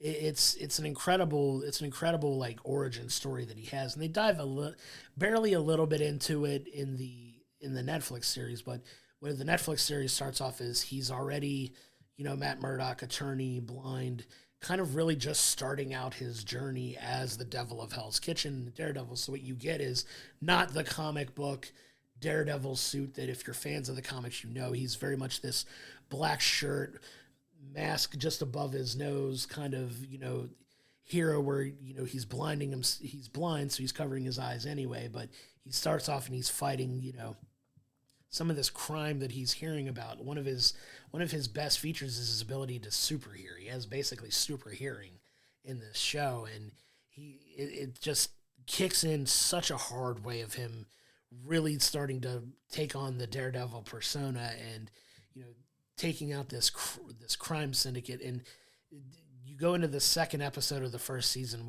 in my opinion, one of the most ingenious fight sequences in the history of television that they've kind of made a staple in subsequent seasons, and I've heard that they're including it in the news. Absolute infamous as well. It's a one-shot fight sequence where he's kind of breaking up this human trafficking ring, and he just goes in and just beats the crap out of everybody. So he's so brilliantly. Yeah, very skilled hand-to-hand fighter, and you get some of that story with him throughout, how he got this training, who he got it from, and how he's this skilled hand-to-hand combat fighter who is still very much human. Like, he is, he's not indestructible by any means, and you see him kind of try to balance being the devil of Hell's Kitchen while also trying to get his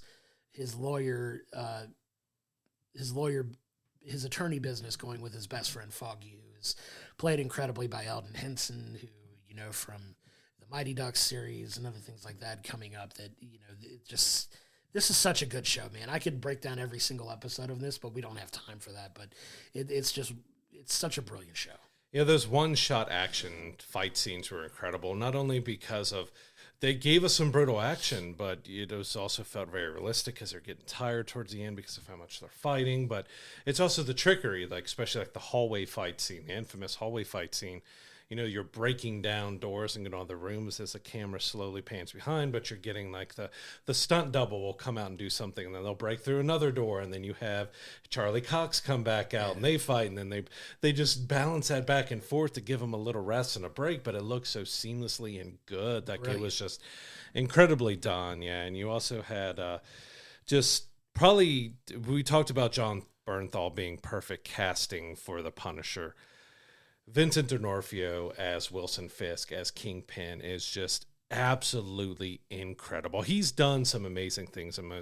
Most people know him for Full Metal Jacket because of that disturbed, brief performance that he had in that movie and stuff. But he embodied everything of the Kingpin. You got to see the insecure little boy inside of the beastly man. You got to see him be incredibly vicious with beating people's heads in and murdering people. But you also get him, which is also I just rewatched season 1 and seeing him play with the cufflinks and just the way he spoke and the way you see why people were fearful of him, but also question his leadership because he's not sure all the time what he's doing, but you get that balance of his anger and his hatred and the love with Vanessa and everything that played them, and their dynamic between each other was so brilliant, which I'm glad they brought her back as well, because originally they were recasting Vanessa to someone else, and after they stopped for Daredevil Born Again, and that they decided to bring her back as well, and that's just, they had such a great dynamic together as well. But Vincent was just incredible as Kingpin.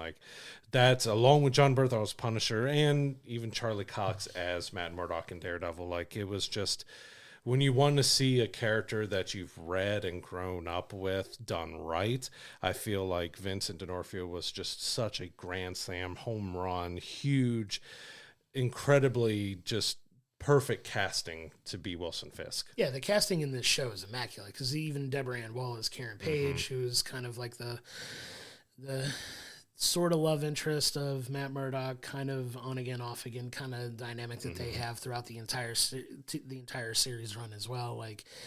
Such an iconic Daredevil character as well. But you want to go kind of season by season the way the show is laid out. So season 1 is all about, Matt's evolution into being the devil of Hell's Kitchen, to being this Daredevil character. You have this really a decent amount of mystery behind who's behind all of these things that are happening. And then you eventually get the reveal that it is Kingpin. But they do a good job of setting up so much of that mystery that I remember watching it as it was happening, and everybody just kind of exploding when they discovered that the man behind all of this, and they finally say his name, and it's Wilson Fisk, and you're like, yes, we're getting the Kingpin, because going into it, you didn't really know who the main bad guy was and who was behind all of these things that are happening, and you finally get the reveal that it's Wilson Fisk, it's Kingpin. So you're like, yes, you get Daredevil and Kingpin, which is such an incredible dynamic between them. And fans of the comics know that Wilson Fisk's two main, heroes that he battles are Daredevil and Spider-Man. So you're getting one of those two in this, and you're getting that fight. And this is all about Matt trying to play the duality of being this attorney while also trying to be the Daredevil at night, and how one's affecting the other. His getting beat up as Daredevil is really affecting his ability to be an effective attorney too. So you're seeing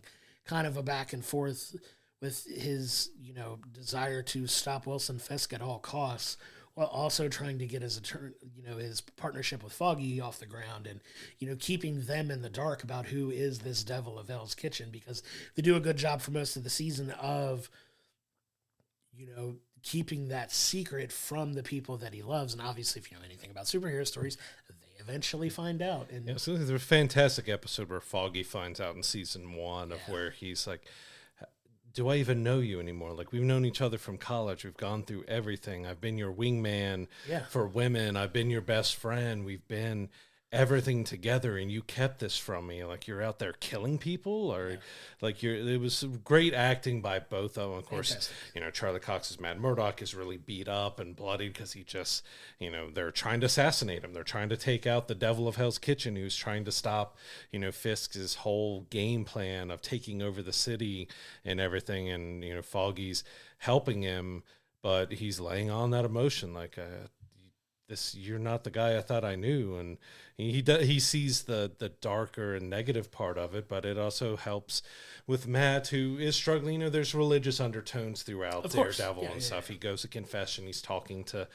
very hardcore Catholic, and everything, and trying to figure out what's the right thing to do. Like, he wants to do right. He has these kind of powers, which I still love, like, their explanation of how Daredevil can kind of see, because it kind of gets a slight vision based on the heightened senses and everything, that he describes it as the world on fire. So, like, everything that he's able to see is a world on fire. He can't see, but he can get outlines of things, but it just looks like everything is on fire, which, of course, helps with it being the devil of Hell's Kitchen and being Daredevil and stuff. But it's just so brilliantly acted and done. But yeah, that whole first season being about establishing that relationship between Matt and Foggy and Karen and the attorney side, along with bringing Daredevil about, but also mixing in the beginning of the relationship with Wilson Fisk and going back and forth. Like, I still loved Matt went to Vanessa's art gallery and he's talking to her about art and everything and how to experience it as a blind person. And she's, being full in about it, about trying to explain stuff to him. And he goes in, well, what about your man? Like, do you have a man? And how would he see it? And then Wilson shows up, and that's the first time they're in the same room together. And you get Matt is very tense and very like, I don't know what to do. And you get that dialogue back and forth because they're kind of suspicious of each other. And, Matt's trying to get out of there as quickly as possible. And Vesta's like, okay, what? Oh, I've got to think about the cost. Well, he never found out what the cost or anything was, but it was just great to see, like, he was actually scared. You have the Devils of Hell's Kitchen. Daredevil was, I'm face to face with the guy that I'm trying to take down. I don't know how to act right now. And it was just great to show that extra dynamic of the character, that he doesn't always know. Like, a lot of these superheroes that are more grounded are trying to do the right thing, but they don't always know what the right thing is. And when they're putting a situation that they haven't planned for and they're looking for and they're putting in something like, oh, I don't know what to do. Yeah, and it's just, you get this incredible story in season 1. One of the highlights from season 1 that you get the wonderful performance of Ben Urich, the character, as well, who's kind of like this major reporter who kind of starts to mentor Karen and her journalistic endeavors too. And he meets a very gruesome fate in this show, and it was an incredible story arc with him. That was such a gut punch. Throughout that first, like, him not making it to season 2 was a huge gut shot to everybody who watched it, because we really connected with that character too. But we do kind of end season 1 kind of preparing for the events of season 2, where you start to notice that this group that Matt's aware of, but kind of there's a more sinister group working on things, in the background too, that it's not just Wilson Fisk involved in these things. And you get exposition of that in season 1, but they really dive heavy into it in season 2. And so you kind of end season 1 with, Fisk getting arrested, getting put in jail, or trying to get put in jail, ultimately breaks out, but you get Matt in his full Daredevil outfit fighting Wilson Fisk. He winds up getting him put in prison finally. So that's where, season 2 really kicks off with Fisk in jail, but then you get the introduction of the Hand in more, a more heavier presence in this season, where you have his mentor, who's also blind, Stick, who's incredible in this in this season as well. But you get, Fisk kind of getting his way out of jail. You get the introduction of Frank Castle, of the Punisher. Which plays a big part in season 2.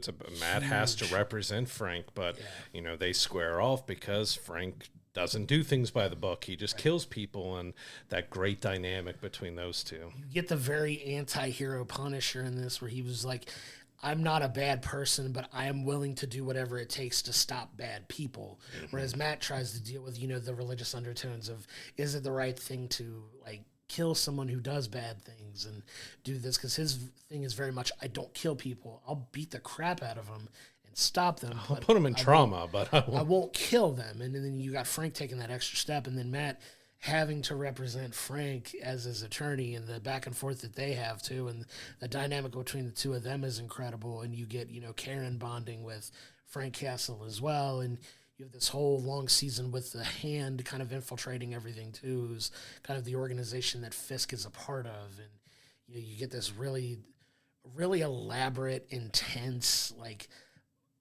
fight for the heart of New York at this point, where the Hand is coming through to just take over everything. And it's not just Fisk. It's a whole organization behind Fisk, too. And it's really intense. You get the introduction of what is notorious to most people who have seen Daredevil in any other film representation that we've seen. You get the introduction of Elektra here, who is, obviously Matt's main love interest throughout his run in the comics. You get Elektra, who is played brilliantly by Elodie Young in this season, and she is a stone cold killer, assassin for the Hand, and ultimately you deal with this whole, the black, what's it called, the black whatever, the black sky, that they're is going to bring the Hand the success that they're wanting, and it's this unstoppable force, and you just get this back and forth where Matt's trying to not only do everything he's doing as Daredevil. He's trying to save the woman that he loves from meeting this, he thinks there's still good in her and he can redeem her. And it's a wild, wild, wild season for season 2. Yeah, season 2 is probably one of, if not my favorite season of the show, just because of that dynamic between Matt and Frank and Wilson Fisk and everything because we get a fantastic scene where, Frank is actually sent to prison and he has to interact with Wilson Fisk, and they're, trying to get him to kill Fisk, or they're trying to get him to help Fisk. And there's a double, he turns on him, and very bloody prison fight. Very bloody prison fight. But probably one of my favorite, most memorable things from this series happened in season 2, and that's when Frank, because at that point when Frank is in court and he is being put on trial with Matt helping him, he's already had many interactions with Daredevil and conversation where he's trapped him on a roof and he's going to kill somebody. But it's that realization that you can see in Jon's eyes and Frank's eyes, that he recognizes the voice and he can finally tell that Matt is Daredevil, that he's been dealing with, oh, my lawyer is a guy that I've been going toe-to-toe with. You just get that moment where he realizes, and it was just a great moment. He played so perfectly, oh, I know who this guy is. So I know his secret and everything. Yeah. But just the whole dynamic of that season with the Punisher story and mixing in with Daredevil and Fisk and Karen and Foggy and everything else like that. There's just such a great dynamic that happened between them. Then you mix in the Hand and Elektra and everything else for extra damage. Or some people didn't fully care for the Hand's part of how they handled it.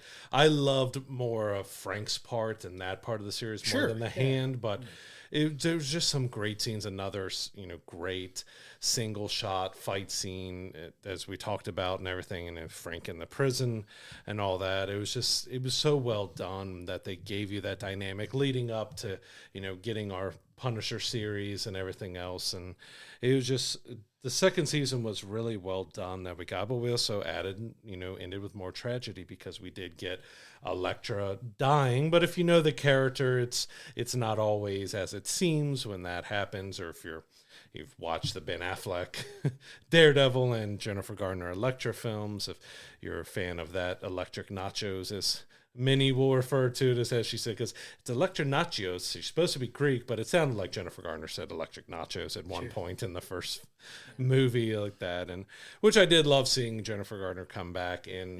Deadpool and Wolverine. and have those jokes. But I just really love that dynamic, as we talked about a lot for Jon Bernthal. That dynamic between Frank Castle and Matt Murdock in season 2 was just amazing. It was so good. It was fantastic, and you get obviously the main stuff with the Punisher, but like I said, the hand stuff, like it leads into the Defenders series too, because you get other the other characters in the series, especially like Iron Fist, who's well aware of the hand and trying to stop them. You get that integration into the Defenders series, but season 2 does end on that emotional cliffhanger of Karen finally realizing that that Matt is Daredevil too, and that plays in a very heavy part into the events of season 3 as well.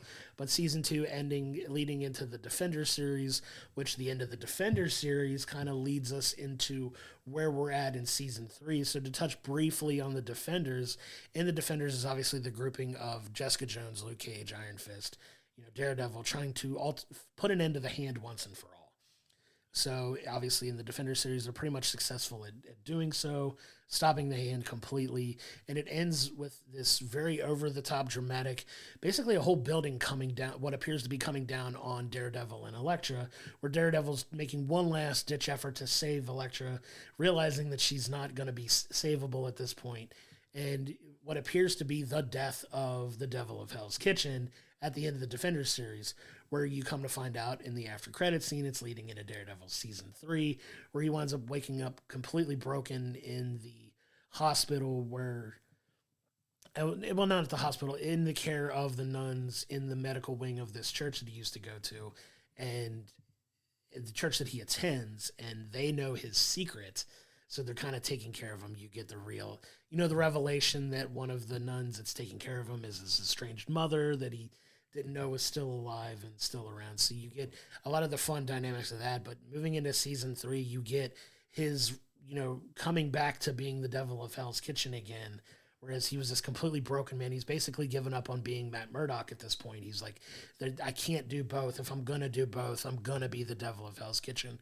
The work I'm going to do there is more important than any work I could do as Matt Murdock. And he has that, that back and forth with himself, kind of abandoning Foggy and Karen at this point. He doesn't tell him. He's been missing for 4 months, and he doesn't tell him he's still alive. That he's alive, and they've already mourned him, and they're trying to move on. And then there's this really cool interpersonal dynamic there. But you also get, this culmination with Wilson Fisk trying to run for mayor of New York, and, Daredevil going all out at this point to stop him. You get the introduction of an incredibly well-acted and well-performed Bullseye character who I'm so glad to see that he's going to be making some kind of an appearance in Daredevil Born Again too. But I just think of that introduction scene of where Bullseye first puts on becoming the fake Daredevil, and you get to see him like that was just an incredible sequence that they put together. Yeah, it was just so good. But you get this full-on conspiracy type season in season 3 where it's, corruption at all levels, and how far does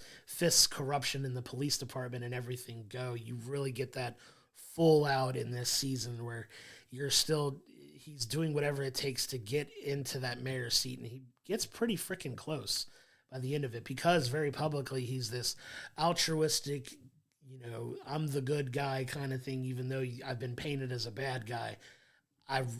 It's a really fun season that they really still ended it on a high note, in my opinion.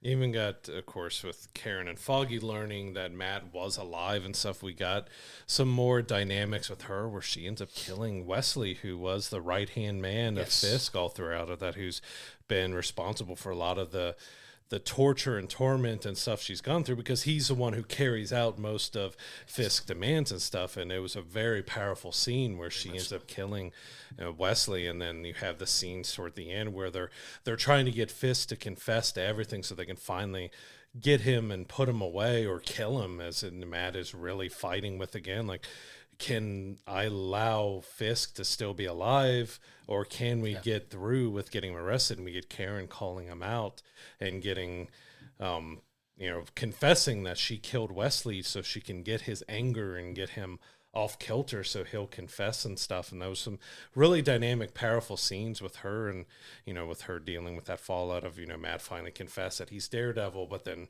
the Defenders happen, he goes missing, they think he's dead, and he comes back but doesn't want to tell any of them that he's alive. And there's a lot of mixed, deep emotion that happens in season 3 between, it's heavy, like even like Matt, the first time he comes back as Daredevil, he's beaten by I think it was the hand that he faced off against, or remnants of the Yakuza or something like that. And he loses and he begs for death. Like he just, all right, everyone thinks I'm dead. I'd rather be dead, but they don't kill him. And he slowly makes his way back into everything. And it was just an incredible emotional season that they're trying to deal with. Fisk has gotten to the point where he's becoming the kingpin even more. Like he's becoming more ruthless, and he's showing how many connections in the FBI that he has under his wing. And we get that he's trying to, wants to marry Vanessa in this season, and the dynamic that plays out with him and Vanessa's relationship in the end here. And we just get a great dynamic. It ended up being the final season. I don't know if it was planned to be the final season, because we were all holding out hope that there was going to be 4, 5, 6 seasons, but only got 3 in the end. And because I was at that weirdness that every single one of the shows just got canceled. They got the legs cut out from under them, right? Especially when a couple of those series were really starting to hit their stride. I know Iron Fist was finally getting to where it needed to be. Yeah, that one was. I think that was where the Defenders kind of redeemed Iron Fist from season 1 in a lot of people's eyes, and season 2 wound up being significantly better. And they had some exciting stuff going on in season 3, but we're not talking about Iron Fist here. But Daredevil ended on kind of a high note here too, where he finally comes back to really. You get the resolution with Fisk, or what we think is the resolution with Fisk, and he's like, okay, I can come back and I can be the Matt Murdock that I need to be too. I think I can get that balance that I need to have to not only be the most effective version of the Devil of Hell's Kitchen that I could be, but also the most effective version of Matt Murdock that I can be, the attorney who's also very gifted and brilliant as a defense attorney. And you get the iconic Nelson Murdock and Page, insignia and stuff like that for the end of it, and you're like, okay, we're ready to go, and then Netflix cuts the legs out from under us, and we didn't get a continuation of that. So that leads us to where we're at now with Daredevil Born Again, and I'm interested to see where specifically they pick up the ball.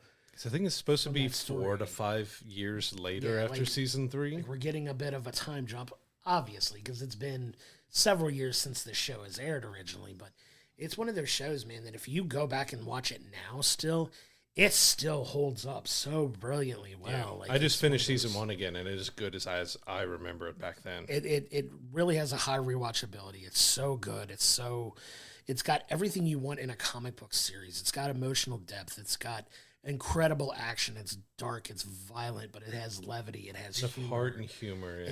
It has a blend of anything you could want in a show that is so brilliantly written. The performances in it are all incredible across the board. Charlie Cox is brilliant. He's a complete revelation in Daredevil as Daredevil. Eldon Henson as Foggy is incredible. Jon Bernthal as Punisher is incredible. Vincent D'Onofrio is incredible as. Not to mention that I want to jump in real quick on Charlie Cox. He is not American. I mean, you would never know that with this, because some of them you can tell or know, but like I wasn't really that full aware of him as an actor before Daredevil. And so when watched season 1 and saw how incredible it was, and you see him do an interview in his natural accent, it's like, oh, jarring. Okay. Yeah. And I got the pleasure to meet him a little over a year ago at a convention. Couldn't be nicer, couldn't be more appreciative of his fans, and the line for him was insanely long. It just goes to show how popular the show is, and everybody's rejoicing at the fact that we're getting new Daredevil content, and it's going to be in the same vein as the Netflix show that was so incredible that we just talked about. Like, they're leaning into the TVMA, thank God, because we're not getting a watered-down Disney-fied Daredevil, which I know was everybody's concern when they announced this project, and it kind of feels like we were maybe going to get that for a moment, until they finally decided to change course on it. I'm so glad. I would love eventually if they were to do it, like a special thing to put together of the footage that they had shot and the story they were originally trying to tell. Well, some of it is that it's going to be integrated. They integrated some of it into the season, but it'll be interesting to see what the stuff they cut was, because the rumor lately that they're talked about more, and I think it was an actor, a production assistant, or someone who spoke about it saying it was a comedy. That when they first restarted Daredevil Born Again, they were making it more of a comedy. Well, yeah, because if you talk about like the introduction that he had back into the MCU, obviously he had a minor cameo in No Way Home where he catches the brick, and he's a really good lawyer. So it made my heart so happy to see him in that. But and with Spider-Man, like we've been craving to see. I mean, he was with Peter Parker, but still to see him with those two on Spider-Man screen together when they have so much depth of comic book story to dig into between those two characters is great. But then you have him in She-Hulk, which was very much not the Daredevil that we remember, right? So it's more of you get the yellow-brown... ketchup and mustard suit, the yellow-brown costume that he wore, which is kind of a one-off throwaway from an old comic. Not that it's not a comic book accurate suit, but you have him as very much more of a one-night stand with She-Hulk kind of thing. And it was kind of... It was funny in a vacuum, but it's not what you expect to portray Daredevil as. But then you get him in Echo, which is more of the Netflix-style Daredevil that we were hoping to see. Great fight sequence. Just incredible fight scene between Daredevil and Echo. If you haven't gone back and watched Echo, go give it a shot. It's really good. You can go back in our archives and see what we thought about the show. But Daredevil does make a cameo appearance in that. And so does Kingpin. Kingpin shows up. Back. Obviously, Kingpin's very heavy into Echo and her backstory. Well, Hawkeye, I think Hawkeye was the first cameo by Kingpin, Correct. And then he played a bigger importance in Echo. Correct. And you get, because Hawkeye was the reintroduction of Wilson Fisk in there, and it was Vincent D'Onofrio, and everybody lost their minds again. It was like, yes, it's actually happening. He was wearing the big Hawaiian shirt and stuff in it. But with Daredevil specifically, you get him back in Echo, an awesome fight sequence with that, where you get to really see him full on. I'm Daredevil, in all his full splendor. So I'm excited to see where they take that and move it forward now, because the way Echo left off is kind of where I think we're jumping in with Daredevil Born Again, and it's Wilson Fisk again making a run at kind of running New York and becoming mayor again and kind of getting back into that ilk. It's totally not realistic that a criminal could become not in any politics, position of political power or anything. But we'll leave that there. Yeah, we'll definitely leave that there. Send all your hate mail to Brad Covey at we'llbringthepopcorn.com. But I'm so pumped and so excited to see where they take this. We're only a couple days away now from the time of this recording to getting those episodes, and I'm excited to talk about it. We're going to go on that journey here on the podcast where we're talking about it, and I'm excited that we're finally getting new Daredevil content in 2025. We've been talking about it ever since this show started, and this podcast. We've been looking forward to this, and it's finally here, and I'm so excited.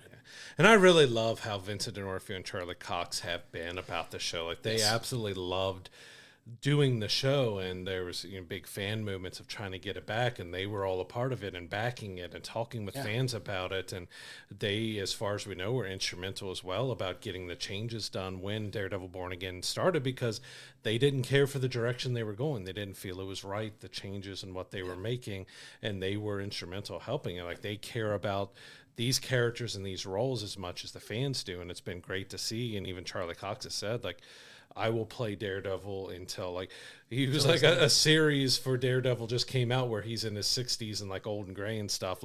I've got some time that I can keep playing him because we got storylines to go. He will play him as long as Marvel will keep allowing him to play. He's asking to be in Doomsday. He's asking to be in Secret Wars. He's until you're 90. Until just him and Hugh Jackman as skeletons. Why not? Just give that to us in all shapes and forms. But one of the things that I'm really excited about is not only now season 1 is getting ready to come out, they're just getting ready to start shooting season 2. Yep. That's getting ready to start filming. I'm so pumped about that because once they get through all this press junket for the release of the show that they've been on, they're heading pretty much directly back out and starting the filming of season 2, which is down to 8 episodes now. It's supposed to be 9, but now apparently we're being told it's only 8 for the second season. And I'm fine with that if it's a more compact and harder hitting story. I'm excited for that run, and hopefully that's not the end of it for them. And I'd love to see them, but we know how Disney Plus is notorious for giving things really only one season. That it goes to show how much faith they have in Daredevil that they're giving it 2 already. They're talking 3, 4, or more. It could go on for a while. Give me all the Daredevil. I'm excited. But Kristen Ritter, you you got to stop teasing us, though, because a day before shooting started for Daredevil Born Again, she put up an Instagram post showing herself in New York where they're filming and everything else and wearing Marvel's. She's showing workout videos of her wearing Daredevil or Jessica Jones or Marvel shirts and stuff. Like, she has been another one who's been adamant, like, if Marvel asks me to come back as Jessica Jones, I will come back. And I love the Jessica Jones series. I really want to see her return as Jessica Jones. And she's given some more hints that maybe we'll see her in season 2 here. Hopefully we do. I would love to see that. But it's going to be real interesting to see if we do get others from that. They are embracing the Netflix, universe as being part of the MCU now. But Luke Cage wasn't as well received. Iron Fist was the least well received out of all of them. There's been talks of them recasting. Hopefully it's bringing her into, I'm forgetting the character's name, with Iron Fist. The main female, Colleen. along with him, Colleen, that potentially you could bring that actress back and have everything be passed over to her and have a female Iron Fist. But so you still have the continuity between the Netflix series, but bringing it back, I would be all for it. She was fantastic. She had some great action sequences, a good actor, but it's going to be interesting to see if we do get Jessica Jones to come back, if we end up getting the same Luke Cage, if we get the same Iron Fist, or we get some changes, because we're in that weird in-between. This is, we're getting up to Doomsday and Secret Wars, which is going to change a lot of stuff, and we're going to get a lot of new characters and old characters coming back, and we're in that kind of interesting in-between of who and who aren't we going to see in the next several years as these big team-ups, and we start heading into the mutant saga of how these are going to really play out going forward in the MCU. Yeah, if it's going to happen, it's got to happen now, and it's got to happen soon, so I'm excited for Daredevil Born Again. I'm excited to talk about it when we finally get the content out. The first 2 episodes are dropping this week, and excited to see what the future of Daredevil in the MCU holds. I'm glad that they're embracing the popularity of the Netflix show, because it was insanely popular. There was a lot of very, obviously ourselves included, a lot of unhappy people when they cut the legs, at least under Daredevil, because as much as people like the other 3 shows, really, and including The Punisher, if you want to include that in there, Daredevil was insanely popular. Huge for Netflix. I'm talking Stranger Things level popular for Netflix. Wednesday popular. Like, it was on that level of viewability and had as big of a following as their shows. So the fact that Disney's embracing that, I think, is a smart move on their part. And I would love to see this last for several more years. Like you said, give Charlie Cox the Daredevil mantle until he's ready to not have it anymore. Like, I'm all in on I'm all in on him as this character. He's done such an incredible job, and I hope that this is just the beginning for him in the MCU. Can we get the DD on his chest at some point before Charlie Cox is done, just to see Daredevil with the DD and get all that in there? Because there's been a little kind of, the first helmet he got didn't really. I think Charlie Cox wasn't a fan either. Didn't fit as well, and they altered and changed the helmet as the years went on. And we've already seen in Daredevil Born Again in one of the clips that we have different variations and different looks at all the different helmets and stuff. But I'm really intrigued to see, like, we know a little bit of the story going in, but they're keeping most everybody blind on exactly what's going on in Daredevil Born Again, which is great. Like, let me experience it as a whole and not have stuff ruined, because we're not going to go into it. There's already one thing, if you're a huge fan of the Netflix series and Daredevil and you've been keeping tabs on this, that we know there's going to be something that happens that a lot of people are going to be upset about.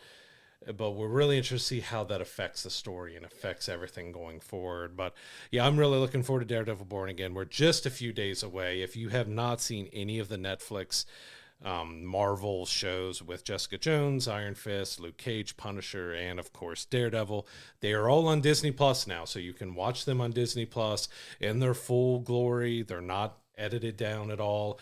You can watch all of it on Disney Plus. You do have to add that age restriction onto your account where you have to put in a passcode to be able to watch them. If you have kids accounts, or turn that off. I have to, because I have kids accounts on there with my kids but go watch them. They are well worth a watch, especially Daredevil and Punisher and even Jessica Jones. All of those are so well worth watching. They were absolutely incredible. I would give the Daredevil series on Netflix a 10. Like perfect. All seasons. Yeah. Like, even though they had their issues here and there with a few things, overall, I think through 3 seasons, Daredevil on Netflix was just a fantastic series that I absolutely loved. It stands up so well, and it's one of the best series of a comic book, one of the best things comic book made of all time through anything. Like, it'll stand up to just about anything. It's brilliant, and if I'm listing it in my top 3 of all time TV shows, I can't not give it a 10, right? It's so incredible, so well done. The writing is amazing. The performances are awesome. The violence is on point where it needs to be. It is unapologetically violent. It is dark. It is gritty. It has its heart. It has its humor. It has a little bit of everything you want in a show, like I've said, and just, can I get these first 2 episodes for the love of God? I've already told you kind of tongue-in-cheek, but not really. I'm going to tear up a little bit when the show comes back because I never thought I'd get these guys on my screen again, and I was so emotionally invested in the show that I'm going to be emotional watching I think a lot of people are going to tear up for several different reasons. Going to be, and one of the things I'm really looking the most forward to, aside from what we pretty much know is coming for one of the characters that we're emotionally attached to, I've heard the season finale for this season is absolutely bonkers. Crazy, insane season finale. Like, the words that I saw were, I don't know how Marvel pulled this off, was kind of the words that I heard thrown. Because they've talked about episodes 1 through 6 and how they're dropping that. We're getting 1 and 2 together, and then 3 or 4 would be on their own, and then 5 or 6 would be together. But 7 through 9, they haven't talked about. Correct. They haven't given us any idea of how that's going to, are we going to get any doubled up, or they're going to be weekly? They haven't spoken on those last 3. And we are looking like, I think there's one short episode that's around 30 minutes, but most of the episodes are going to be around an hour. So we're going to get some quality content. But yeah, from the few reviews that have gotten their hands on the full season, it does sound like we're in for a treat, and we cannot be more excited about diving in and getting into Daredevil Born Again. But if you watched Daredevil on Netflix, let us know your opinions on it. Come to our Discord, come to our comments, come to our socials, however you can reach us. We want to talk about it. Like, it's 2018 was when the final season aired, I believe, and we're still talking about, even if Born Again wasn't about to come around the corner, I would be revisiting and talking about this series. I still talk about it with people to this day. Like, I had a buddy, my buddy Alex, and I were just having this conversation the other day with the show coming back up, and we're just talking about how much we loved what happened in this show, and it's so exciting to get that back to it. I'm excited to dive in.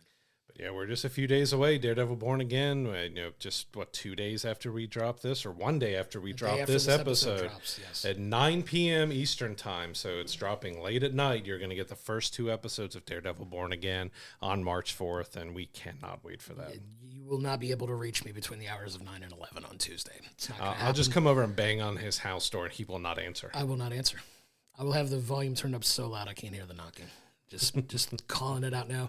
I am not the friend to call during those times. If you need something, sorry. Like, I'll hit you up afterwards. But just don't bother Josh on March 4th. Just leave him alone. Leave me alone.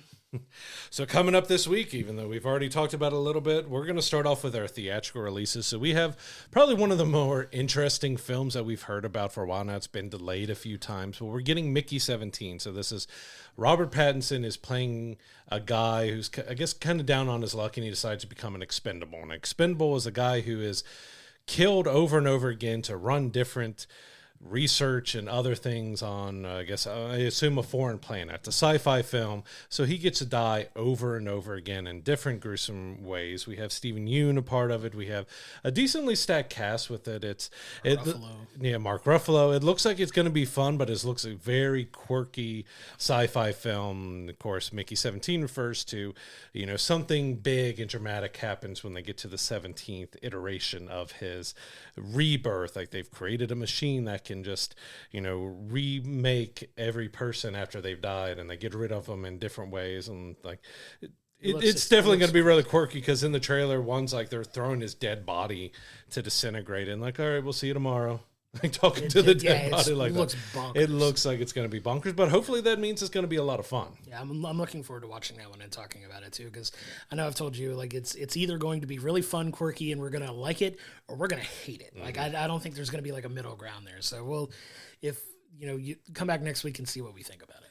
We also have one that it looked like it could be fun, but it's another one that's just flying under the radar. There's been one trailer release. There's been no marketing for it, and that's In the Lost Land. So this is a Paul W. Anderson film starring Mila Jovovich, Dave Bautista. It's a apocalyptic kind of sci-fi action film. I don't even know how to describe it because I've barely seen anything on it, but it's coming out this week and it's going up against Robert Pattinson. It's probably not going to do as well in theaters. I'm interested to check it out. Probably won't get a chance until it comes out on demand or something. And with how everything's happening, that'll be about in 2 weeks, but it's one that's just like, okay, we announce a film, like 3 weeks later, it's out. Can I be honest with you? I think I've seen the trailer, but I couldn't tell you a thing. I was trying to think about, like, I know I've seen the trailer, but then I could not describe what happens in the trailer. That's where I was like, wait, I don't remember what happened in the trailer. Not a good omen for your film, but I love Dave Bautista and Mila Jovovich, so I'll definitely give it a watch and check it out for sure, but couldn't tell you a thing about it.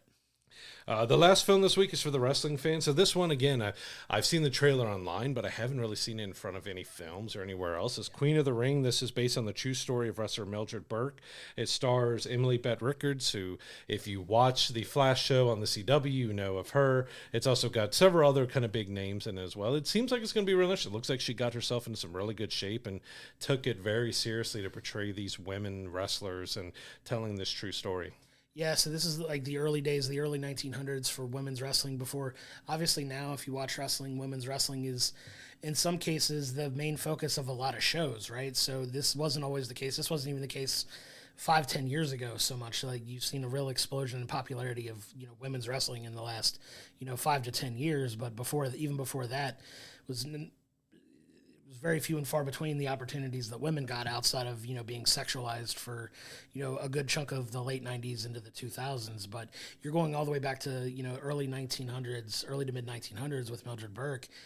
And this incredible story of like one of the first real breakthrough must-see female wrestlers of all time. And you get in this film, a lot of current female wrestlers have lent themselves to this movie. So if you're a fan of, WWE or AEW, probably more AEW than WWE, you'll notice some of the women that are appearing in this film. I know their current women's champion, Toni Storm, is one of the wrestlers in this movie. So if you're a fan of wrestling, go check this out. If you're not, it's still a very fascinating story about all the things that she had to go through as a female wrestler in that time.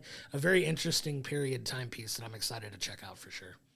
Yeah, so over on the TV side, we have something we haven't talked about at all. We're not looking forward to in the slightest. Daredevil Born Again, Season 1. Who? What? But no, yeah, what we've spent probably 40 minutes talking about the Netflix series, Born Again is here this week. Tuesday, March 4th at 9 p.m. Eastern Time. You can watch the very first 2 episodes of this brand new Daredevil series. Not excited in the slightest. I might make a few minutes to check it out. I cannot freaking wait for this show. Thank God it's finally here. And another one for the wrestling fans, we have WWE Evolve. So WWE took over this other independent wrestling that they're rebooting and bringing back on Tubi on March 5th. You have the premiere of WWE Evolve. Yeah, it's interesting that they're putting this on a network like Tubi.